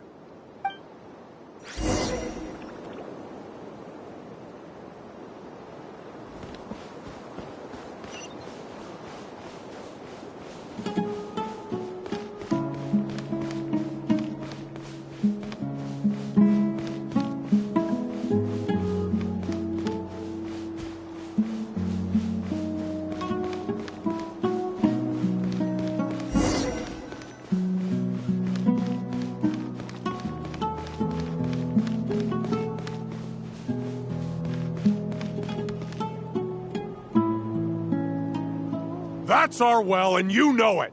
You stole from us. Well, you've gone from chief to thief, and now you have to face the consequences. Did you really think you could take our water without permission and get away with it? You're either brave, stupid, or both. And that special ambassador act? Yeah, nice try! We spoke to the academia. They said it was all news to them. You're a liar and a cheat!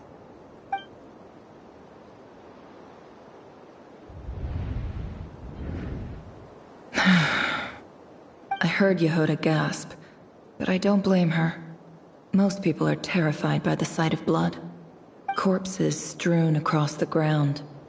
The wounds are clearly from scimitars and daggers. The desert dwellers' weapons of choice.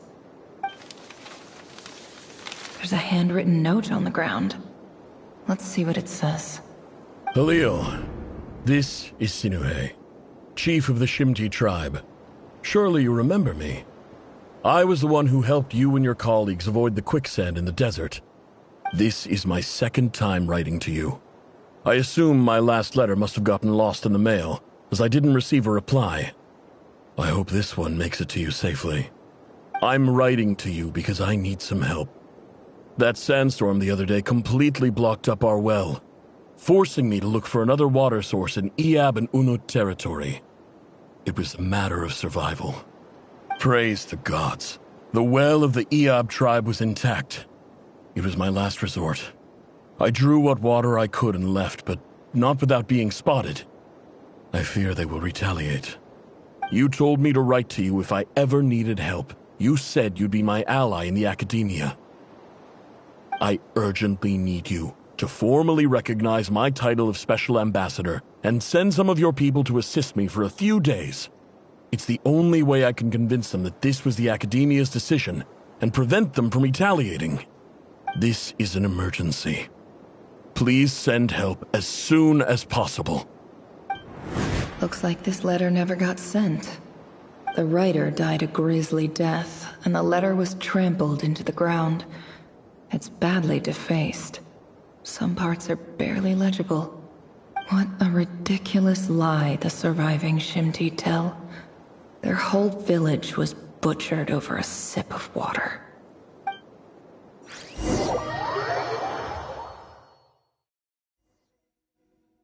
Ah, officer. Welcome. Welcome to our humble village. I thought you would at least have the courtesy to provide some respectable libations. This is the finest wine Aru village has to offer. I promise.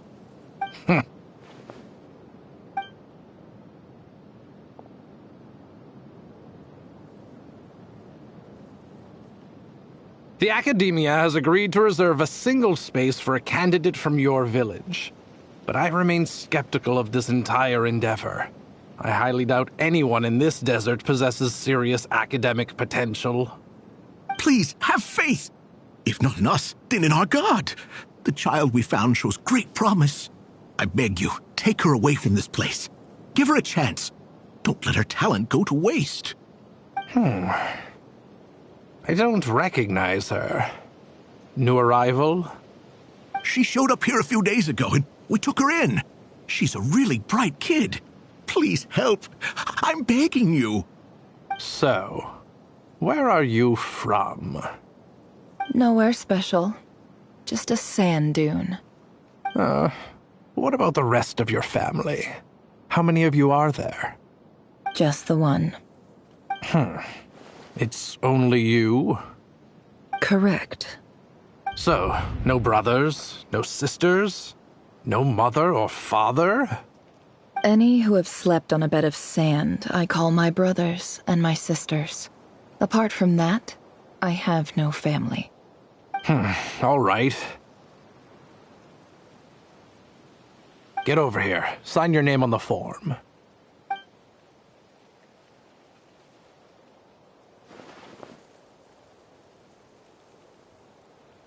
Never? You're rather fair-skinned for a desert dweller.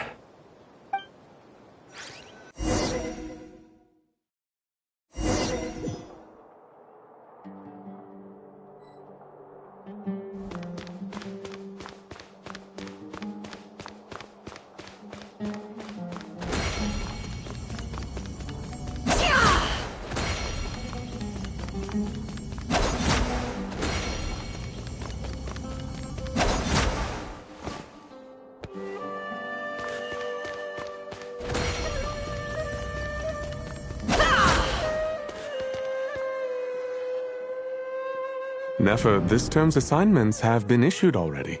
Please read through the materials thoroughly, conduct your own additional research, and then write an essay on the topic. Yes, Professor, I'm aware. I just had a couple more questions I wanted to get your perspective on. Oh? Please, ask away. Well, I saw the other students' problem sheets, and I couldn't help but notice that my assignment is much easier than theirs. Do you really think I'm a weak student? A weak student? Goodness, no. Quite the opposite. You have a sharp mind. Almost too sharp. I think what you're saying is, a weak student wouldn't have noticed the discrepancy. And if they did, they certainly wouldn't complain about the lighter workload. You see, sharp as they come. You see things the way they are. And I'm sure you know why they're like that. Because of where I come from. Because I'm different. I'm sorry, Nefer. I don't like it any more than you do. It's just... Anyway, you said you had a couple of questions. What's the other one? I wanted to check... If someone sent me a letter to the academia, where do I go to collect it? Ah, your family wrote to you. Well, as long as they put your name on the envelope, someone should hand it right to you. Not exactly. It's not even a recent letter. I was just curious where the mail would end up if no one collects it. The House of Dana, I expect. I know there's a box for unclaimed mail somewhere in there, probably sitting on a shelf. Whatever you're looking for, that'd be the place to start. Okay, got it. Thank you, Professor. Oh, don't mention it. Honestly, I feel like I failed you. I'm supposed to be your teacher, but I haven't taught you anything. Hey, don't say that. You're a great teacher, and you do your best for all your students. But the rules are the rules. You're not allowed to teach students like me. It's not just the academia either. The whole world bends over backwards for the successful and leaves the losers to suffer and die. Oh, my dear child. Don't tell me you've given up on life already. I haven't. I just think that if you want to make it in this world, you have to find a way to become successful.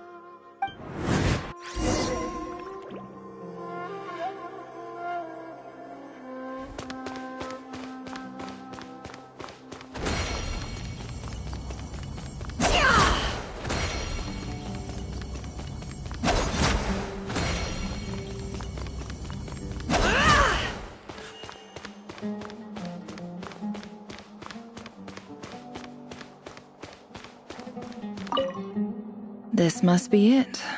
A big cardboard box full of unclaimed mail. And probably some letters that ended up here by mistake, too. Let's take a look.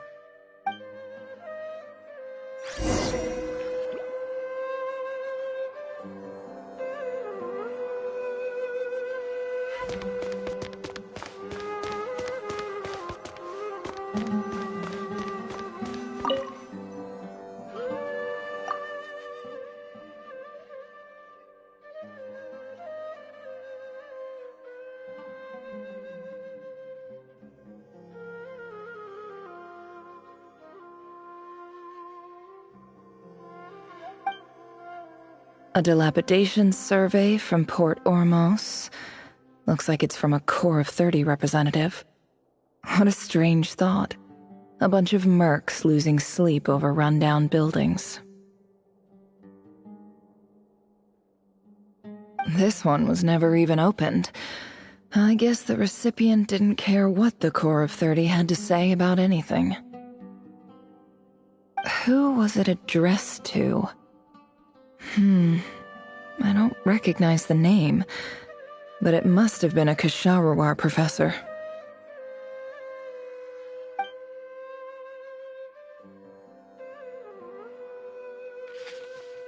This one is addressed to the Immorta Sage. The title is Changes Observed in Satyavada Life Symptoms. Why do all these letters read like full-blown dissertations?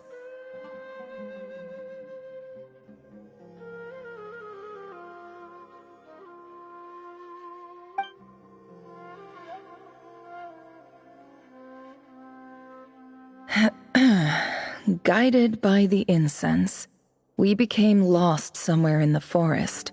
All the barriers between levels of consciousness disappeared as our minds soared around in circles, looking for a branch to seek refuge on.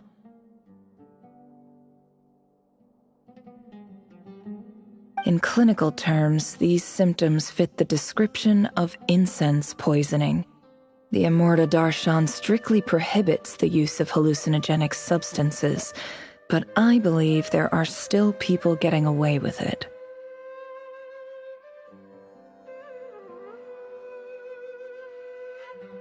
For example, my neighbor who always breaks out into song and dance after using incense. This seems like something the academia would want to know about.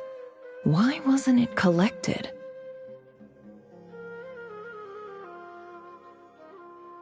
Wait, what's this written on the back? It's so small.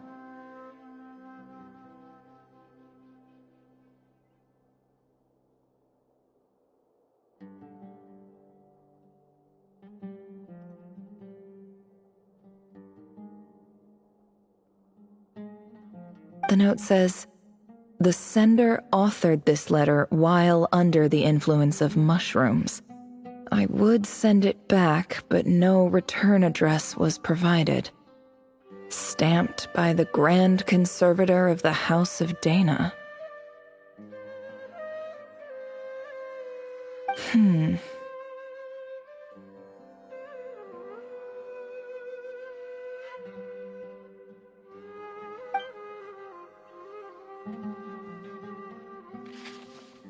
This next one is addressed to Grand Sage Azar?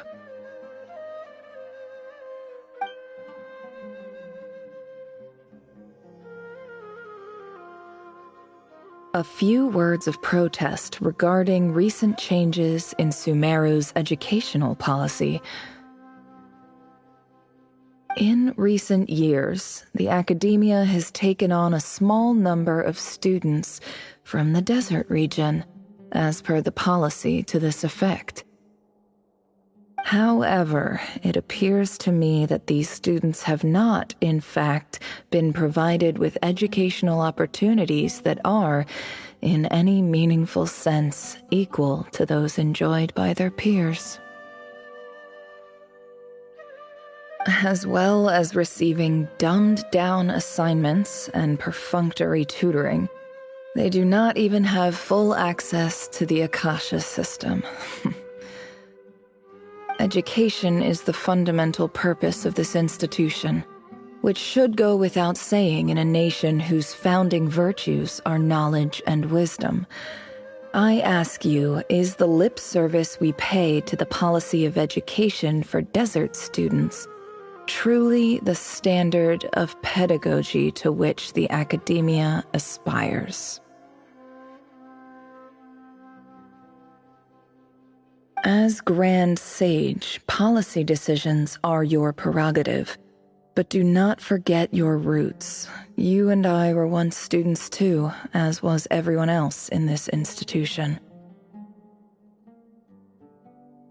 I do hope you will give some serious attention to this matter. I encourage you to discuss issues like this with myself and others, and listen to some alternative opinions.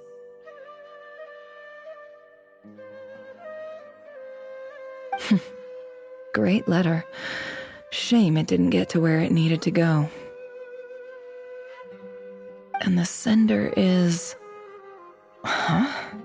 Sage Cyrus of Spantamad.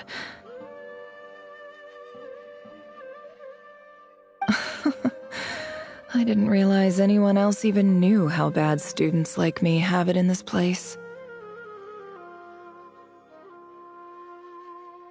So this is where letters from the Sage of Spantamad end up? Nice one, Grand Sage. Really enlightened leadership. Whatever. This isn't what I came here for. Moving on.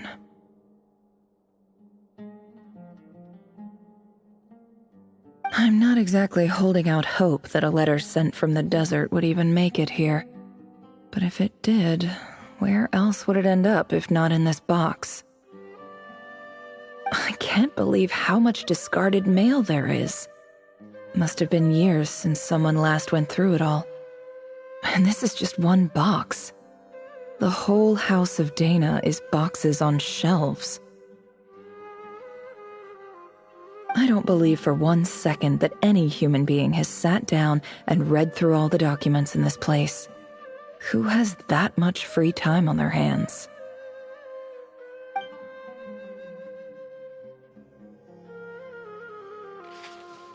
Wait, could this be it?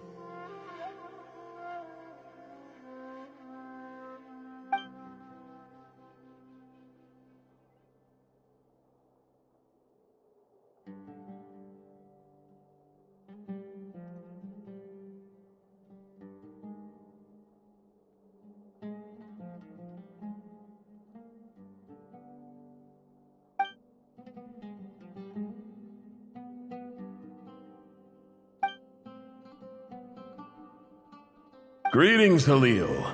My name is Sinuhe, chief of the Shimti tribe. I was the one who came to you and your colleague's aid when you ran into trouble in the Great Red Sand. I don't know how well you remember it now, but I brought you to safety and gave you some water and other supplies. You seemed very pleased and told me your name. In my tribe, learning a person's true name is serious business, and I therefore see you all as friends. You were kind enough to leave your contact details, so we could stay in touch. The Shimti tribe lives a harsh, nomadic existence in the desert. You were sympathetic towards my plight, promising to make me a special ambassador of the academia and help us find a way to make a better living. This brings me to my reason for writing. Our tribe has fallen on particularly hard times, and I would like to ask for your assistance.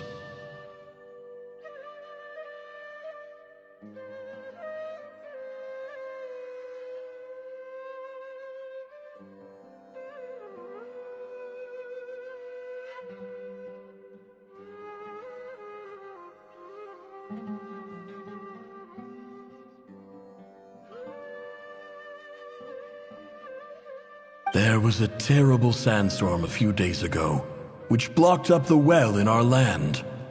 To ensure my people's survival, I had no choice but to venture into Iyab and Unut territory in search of an alternate water source.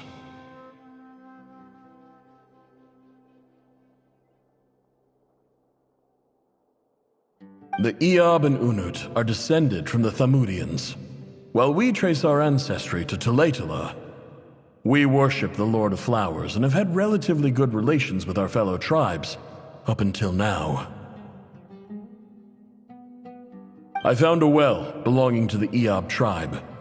They declined to help us, but I really had no other option, so I took some water to keep me and my tribe alive.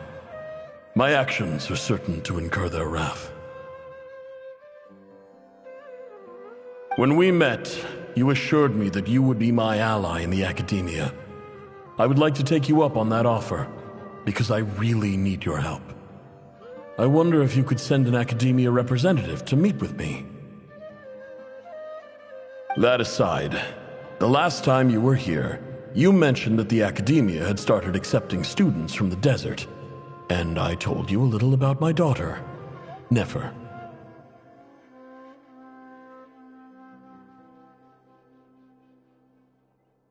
We have next to no resources here in the desert, and my power and influence are limited. Would you consider enrolling my daughter at the academia?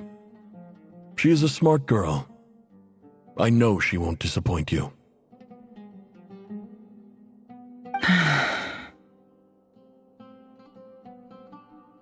From the outset, the academia never took you seriously. Those things they promised were just empty words.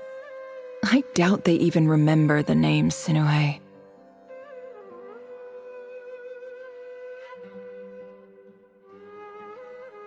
And you were so emphatic that your luck had finally changed for the better.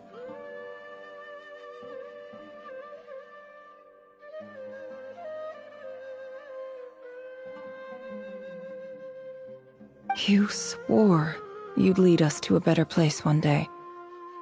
You spoke with such conviction, like you were the most powerful chief in the whole desert. You liar. You lied about everything. You promised the world and delivered on none of it. And who fell for it?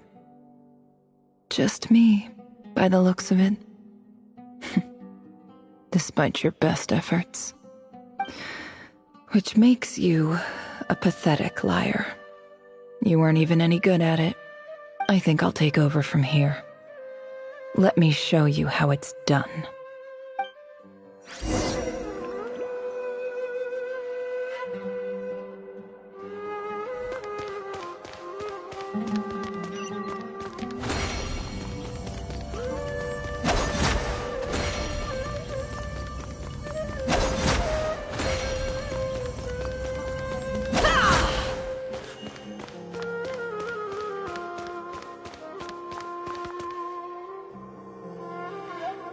I just came to say goodbye. Thanks for everything you've done for me in my time here. Nefer? You packed your bags. Where are you going? I'm quitting. Something's come up in my hometown. Gonna head back and deal with it. Huh? But this was a hard-won opportunity for you. You know that better than I do. It was. But it doesn't matter. I have more important things to deal with, and they can't wait. Oh, and I didn't want to overfill my bags, so I left some incense on your desk.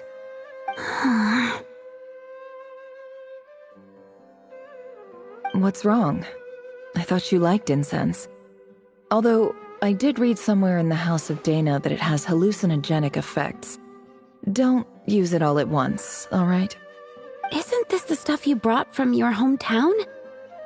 You're just letting me have it? But you said it's a rare and valuable commodity. Yeah, about that. I lied. It's not rare at all. There's this bunch of ruins near my hometown that are practically overgrown with this plant. It's not worth much. Keep it, it's fine. But Nefer... Alright, that's all from me. You take care.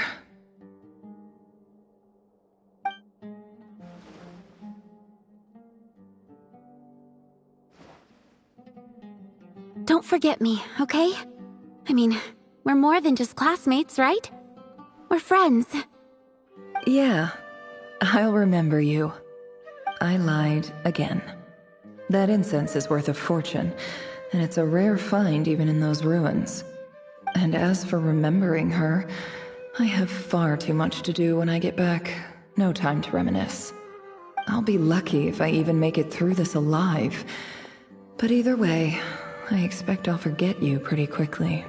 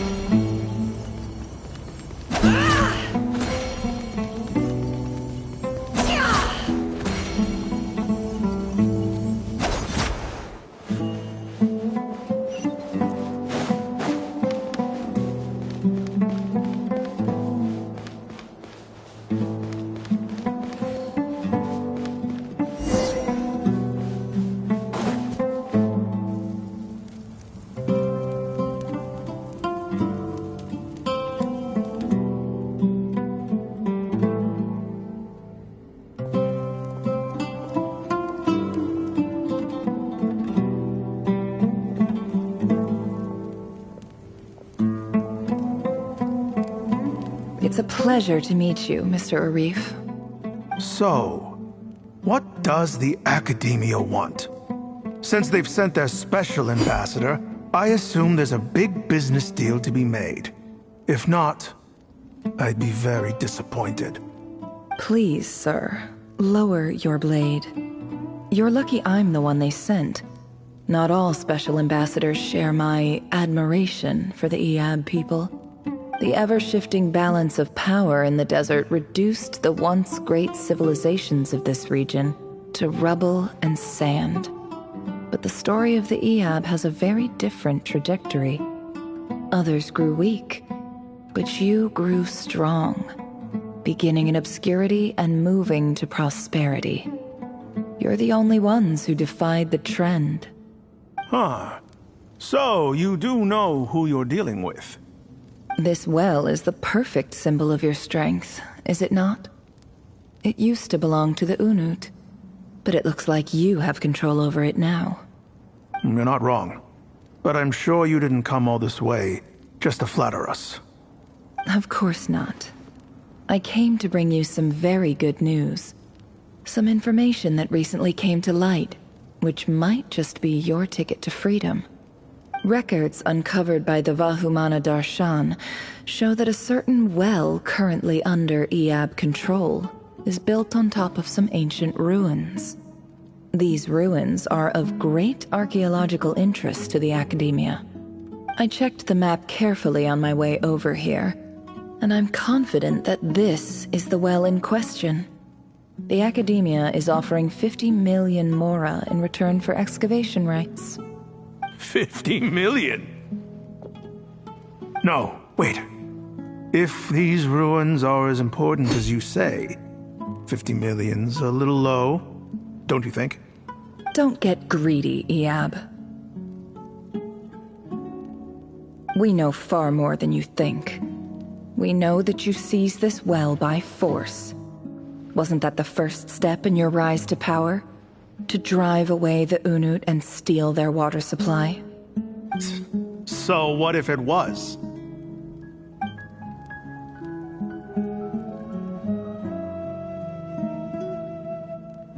Don't worry. As unscrupulous as it was, it's something we're willing to overlook. The Academia is only interested in dealing with the de facto power holders in the region. I hope I am making myself clear. And I hope your words are the truth. If I find out the Academia is trying to play me, I'll hunt down every one of your people and make you watch as I cut their heads off one by one. I assure you, Chief, that would not be in your long-term interests. You don't want to make an enemy of the Academia. You see how I'm dressed, don't you? I appreciate that you've never been to the rainforest, but surely even you recognize an ambassador's attire when you see it. And what does a barbarian like you have to lose anyway? You really think the Sumeru Academia would bother to come all this way just to lie to you? We have more important things to worry about. All right, I take your point. The Academia is the highest authority in the land.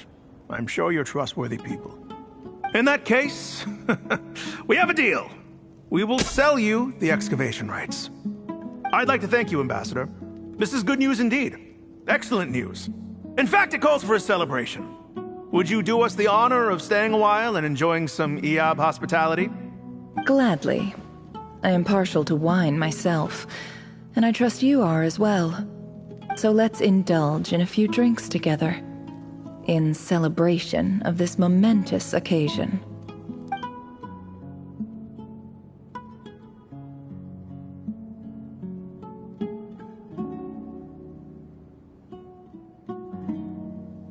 Chief! Chief, it's an emergency! It's the Unut. They've taken the well. What? Well, don't just stand there. Take it back. Yes, Chief.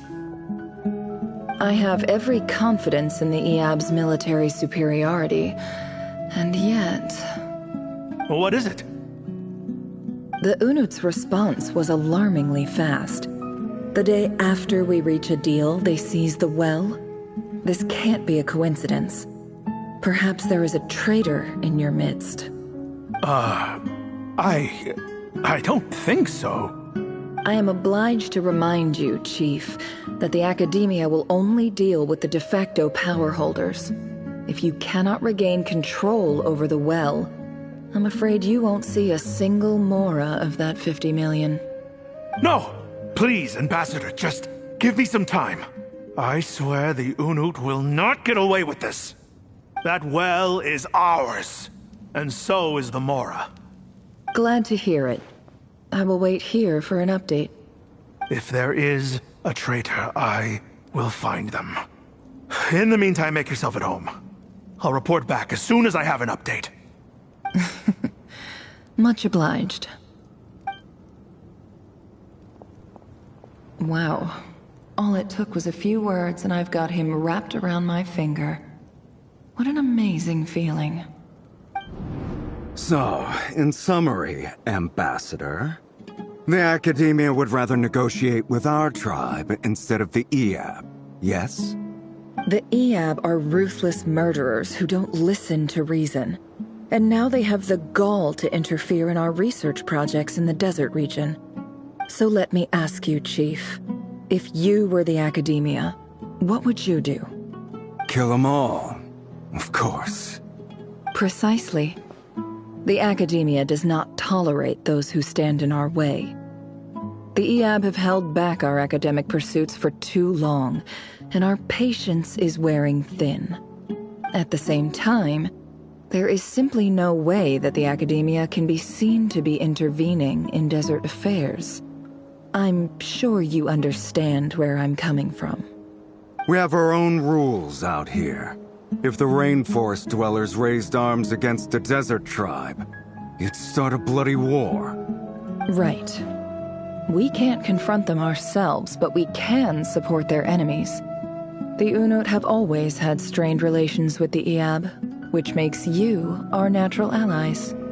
Natural allies. Weren't the Eab your allies once? You were quick to send them after us to protect your interests back when we stole that water. And now look at you. You're at each other's throats. Let me be clear. The Academia wishes to collaborate with the legally recognized rulers of the desert in this matter. We are asking for excavation rights to that well, and our offer is 50 million mora. Say no more. I believe we have an understanding. Good. Then I suggest you get to work. Get us access to that well, and the mora's yours. You see, Dad? Lying is easy when you know how. People will believe anything.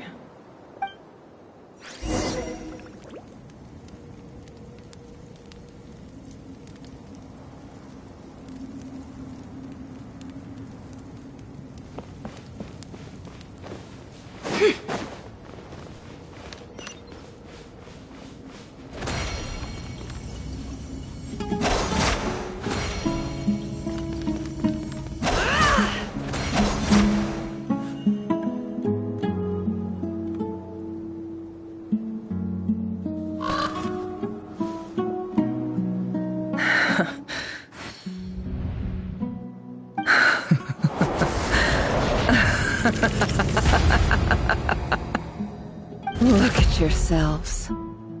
You may be vile, savage monsters, but your butchered bodies bleed like any others.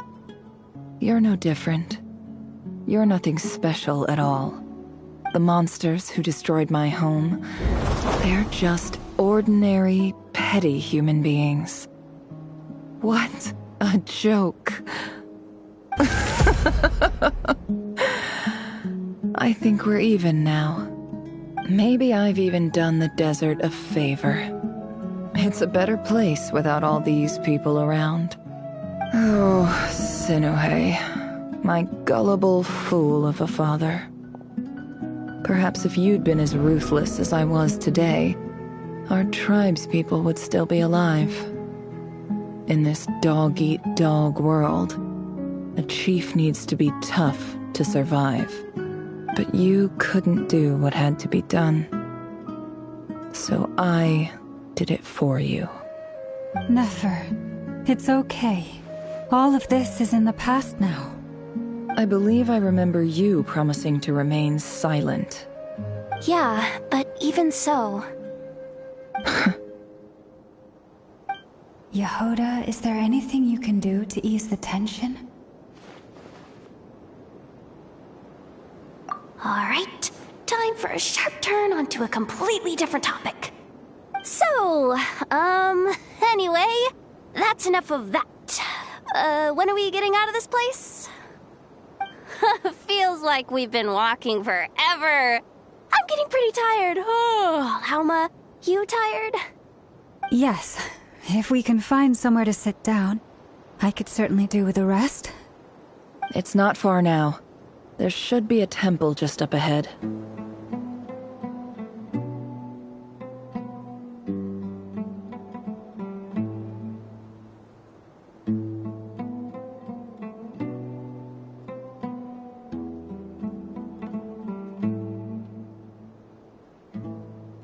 Yes. Really? A temple? That's where this story ends? I guess that's how things go in the desert.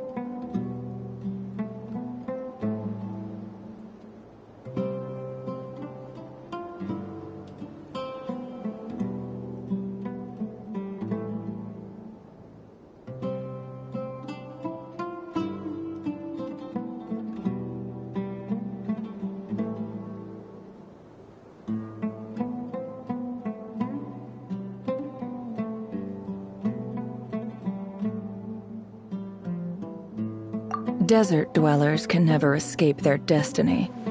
Or so everyone says. I never wanted to believe it, but looking back now, I'm as desert as they come. You mentioned a temple. What's waiting for us there? My biggest trade secret of all. Ah. Then I'm guessing it's where you got your power from. The power to peer into other people's minds. I didn't know you were clued up on any other religions. I'm no expert in the history of Sumeru, but since you come from the desert, I would imagine it has something to do with King Deshret. Sounds impressive.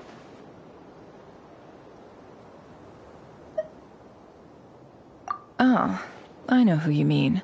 General Mahamatra Sino. The spirit of Hermanubis dwells within him. That's Boss Neff for ya. She knows everything. Sino's hardly a figure of obscurity, but I know about Sethos too. What about him? Is he a big deal or something?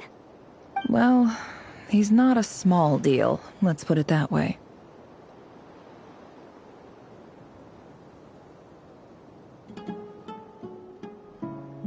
Please, this is the bare-bone basics. Save the flattery. Thanks for your patience, everyone. I'm sure it's been a lot to take in. With any luck, that's our exit just up ahead.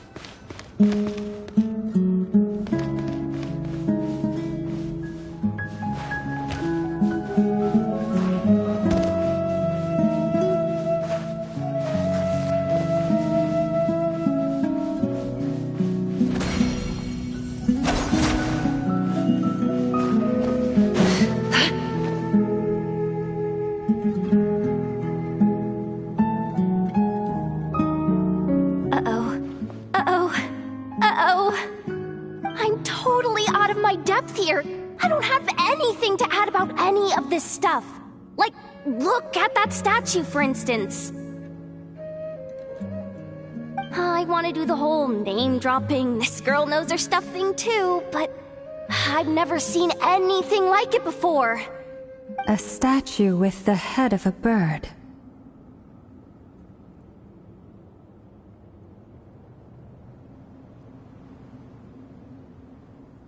That's Thoth, the Ibis King, one of the 7 pillars of King Deshret. The legends say that he, the Crocodile King, and the Goat King were the 3 retainers of King Deshret. Let's take a look.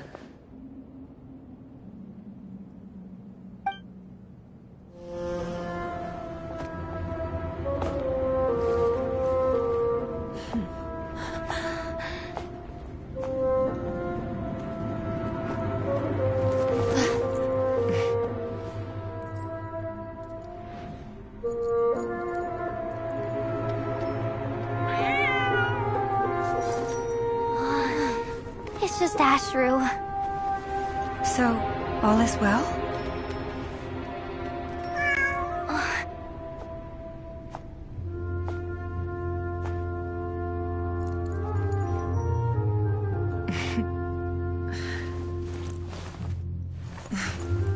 Typically speaking, at this point, the world disintegrates. Then we find ourselves back in the outside world.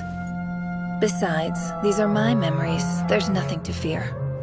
You're sure? Of course. It's almost over.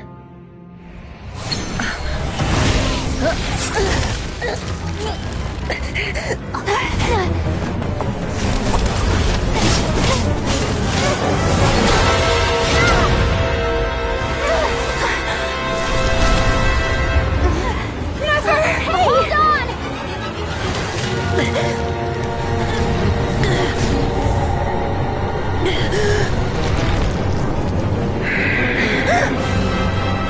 Knowing too much is always a death sentence. Speak for yourself.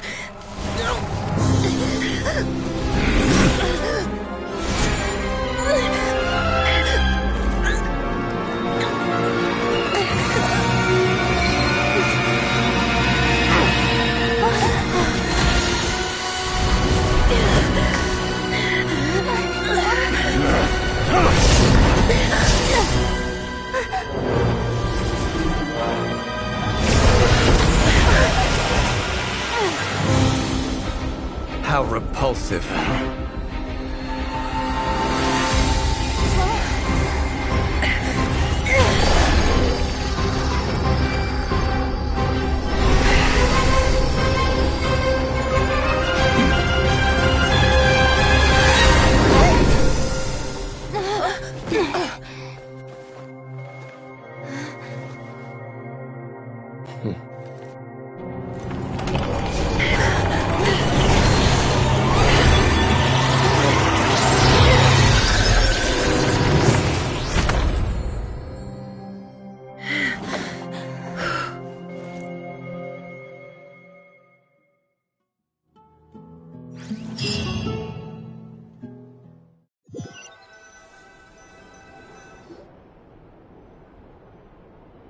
Timed that pretty well, didn't I?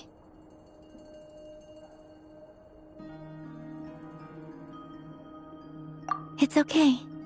I'm just glad no one was hurt. Paimon noticed you doing something too, Dainsleif. Were you helping get them out? Of course. When I asked Nefer to conduct this investigation, I was not naive to the dangers involved. I had a duty to ensure your safety. Good to know your sense of justice is still intact after all these years. I take that to mean that you saw the truth. That comes as a great relief. I certainly did. And thanks to your help, I also managed to trap Rerir inside the chess set. Whoa, really? How'd you manage that?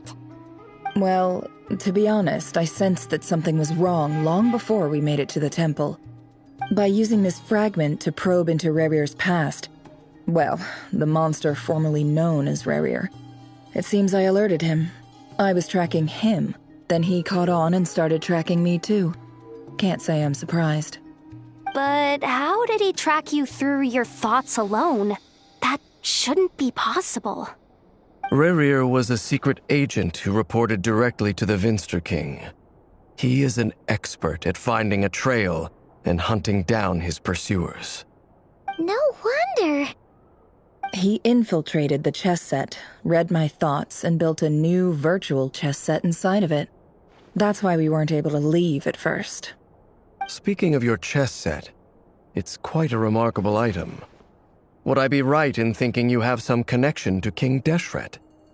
You overestimate me. I only have a connection with one of his underlings, the Ibis King. You all saw how this came to be. A long time ago, the Iab massacred my tribe, the Shimti, in our home village. A few years later, I enrolled in the academia, where some new information came to light. The Unut and the Iab fought a bitter battle over the rights to a well, all for the sake of a non-existent 50 million mora. The Iab ultimately won that confrontation, but their victory came at the cost of almost every warrior in the tribe. The final blow to the Iab came at the victory feast, when an Unut assassin beheaded their chief right before my eyes. The remaining Iab fled and have been scattered to the winds ever since. Having gotten my revenge, I returned to my hometown, where to my surprise, the nearby temple was still standing. There it was, seemingly immune to the relentless hostility of the desert, while my tribal home lay in ruins. As I stood there gazing at the temple, I noticed a cat just outside. This cat, as it turned out, was home to the spirit of the Ibis King. He led me to a gate deep inside the temple, and there he made a deal with me. This chess set is my gift from the Ibis King. The chessboard within is made to the same specifications as the one in the mausoleum of King Deshret, and represents his power of piercing analysis. With this chessboard in its container, I gained a certain ability to perceive hidden secrets. Now, you could conclude that the Ibis King simply wanted to give the people of this world the power to seek the truth, but I don't believe that's the full story. Every god plays favorites. Their hearts are as fickle as any human's, full of secrets, perversions, egotistical tendencies. But precious few gods are willing to admit this. It is the same with all powerful forces, including fate itself. Their gaze falls preferentially upon a select few. As you rightly point out, this is an act of favoritism. If you're alluding to the Abyss, then yes, I agree. Gather the others. It's time to share everything I've learned.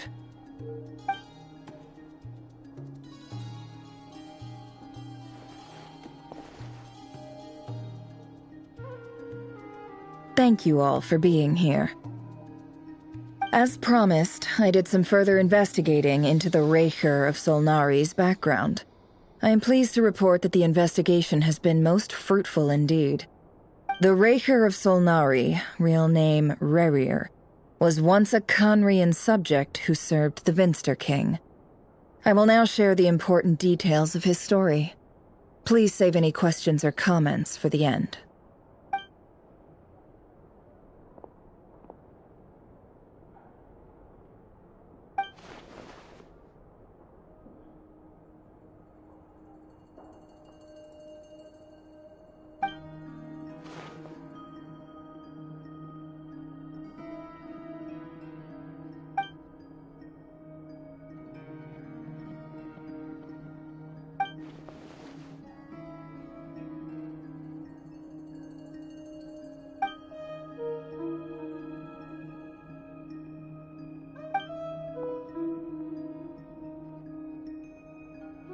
So that's why he's so obsessed with the moon.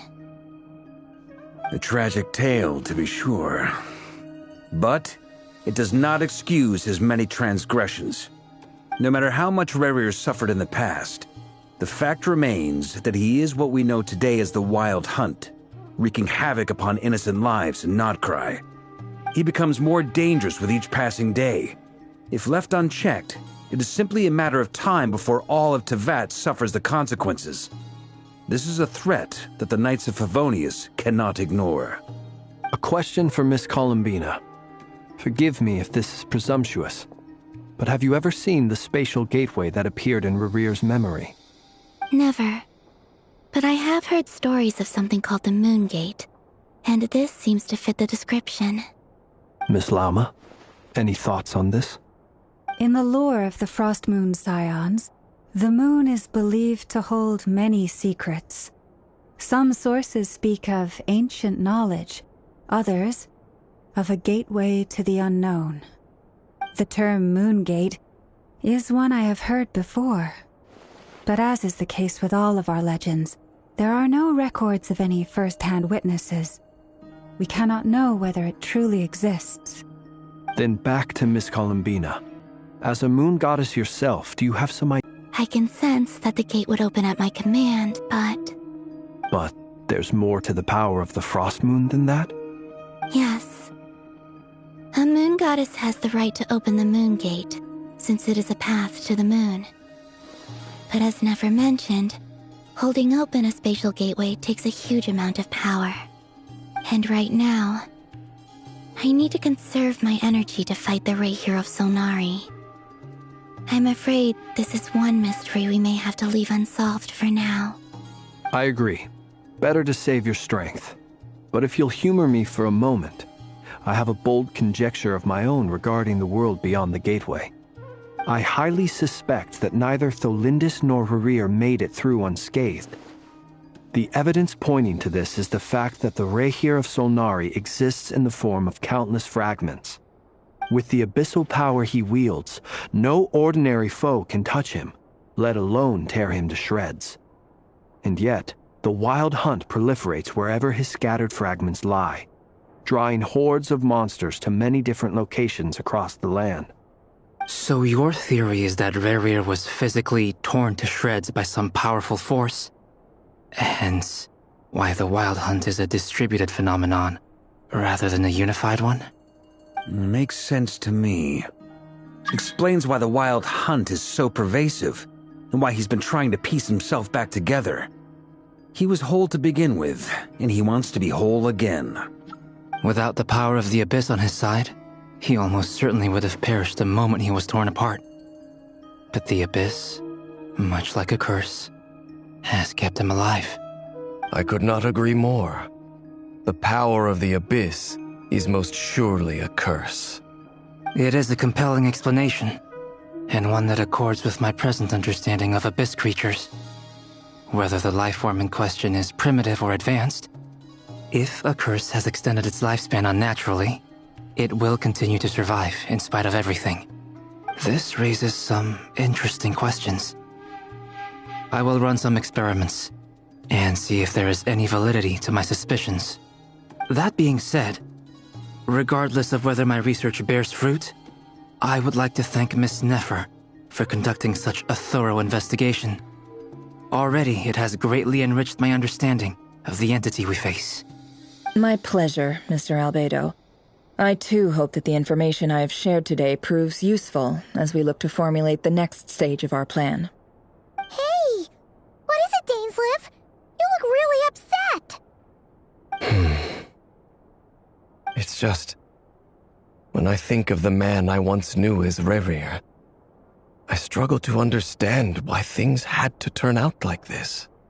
The two of you used to be friends, didn't you? I don't know if these words will bring any comfort, but my heart goes out to you. Mine too. We can never know all the hows and whys of the way things are. The moon and stars are full of untold secrets and lies, and the skies are host to many more mysteries than these alone. Yet, none of that can begin to compare with the complexity of human life. Those are the first comforting words I've heard in a long time. Thank you, both. Well, I think this is a good place to end today's meeting. I'm sure Nefer needs some time to recover. She's been through an awful lot today. That's very thoughtful of you, Lama. Of course. Sounds good to me.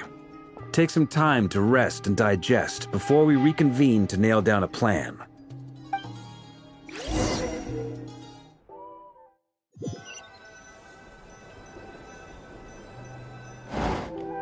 Hey, is this a bad time? Hope I didn't kill the conversation.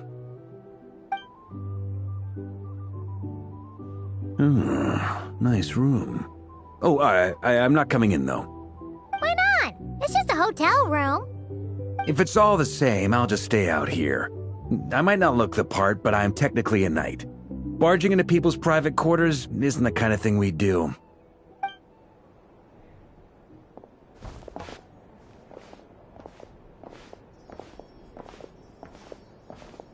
Anyway, Nefer went back to the curatorium to get some rest. But before she left, she shared some things with me that I thought you should be aware of. Firstly, although she managed to trap the Raker of Solnari inside her chess set, there's no guarantee that the power of the Ibis King is any match for one of the 5 sinners. Their powers are beyond our comprehension. It's only a matter of time before he finds a way to break out. We have to come up with a plan and take care of him before that happens. Honestly, Paimon figured that might be the case. So, how long have we got? Well, I asked her that same question. She talked for a long time, but for the most part, it seemed like she was trying to convince me how precious her chess set is, and what a long and storied history it has. It felt like some kind of sales pitch, you know?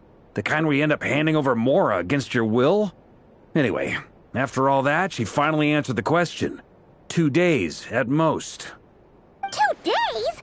Holy moly! Can we even recruit enough help in that time? That remains to be seen. Which brings me to the second issue. Dainsleif is obviously conflicted about this whole thing. But given how little time we have, there's no way we can pull this off without his help. You have some history with him, right? Do you think maybe you could talk to him for us?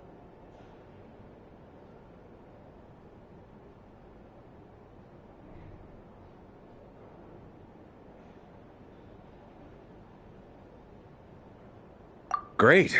I appreciate it. All right, on to item 3. So, Albedo, Durin, and I put our heads together and came up with a plan. Can't promise it's gonna work yet, but at least it's a start. We figured we'd bounce the idea off you first. We'll explore it further once everyone's recovered. Oh, Paimon's dying to hear this. All right, so, here's what we're thinking.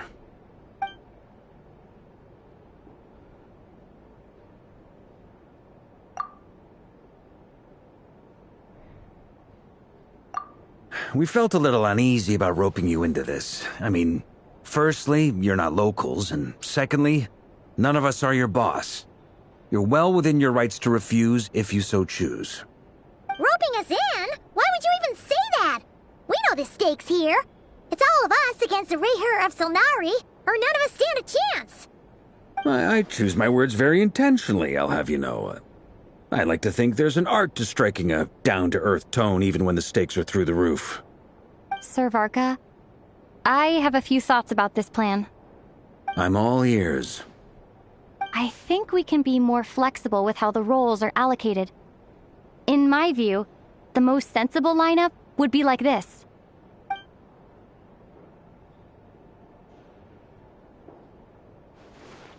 I see your point, yeah. But if that's how we're going to approach this, you'd better make sure you're ready. To be clear, I don't doubt your abilities. Far from it. I just want to make sure. Are you really willing to take all this on? I want to do everything within my power. The Rayher of Solnari is a truly fearsome opponent, and if I do my part, it'll greatly reduce the risk for everyone else involved. Well, that tracks with what I've heard. Jean's mentioned in her letters that you're so diligent it's almost abnormal. As in, most people weigh up the risks and rewards in situations like this. But you seem to just march towards danger without a moment's hesitation. Of course, everyone appreciates a fearless pioneer. But all that aside, I'm the Grand Master of the Knights of Favonius, and you're our honorary knight. I want to make sure your courage doesn't come at the expense of your safety. Thank you, Sir Varka. Well, I should be the one thanking you. It means a lot to have you on board. I'll give some serious thought to your suggestions.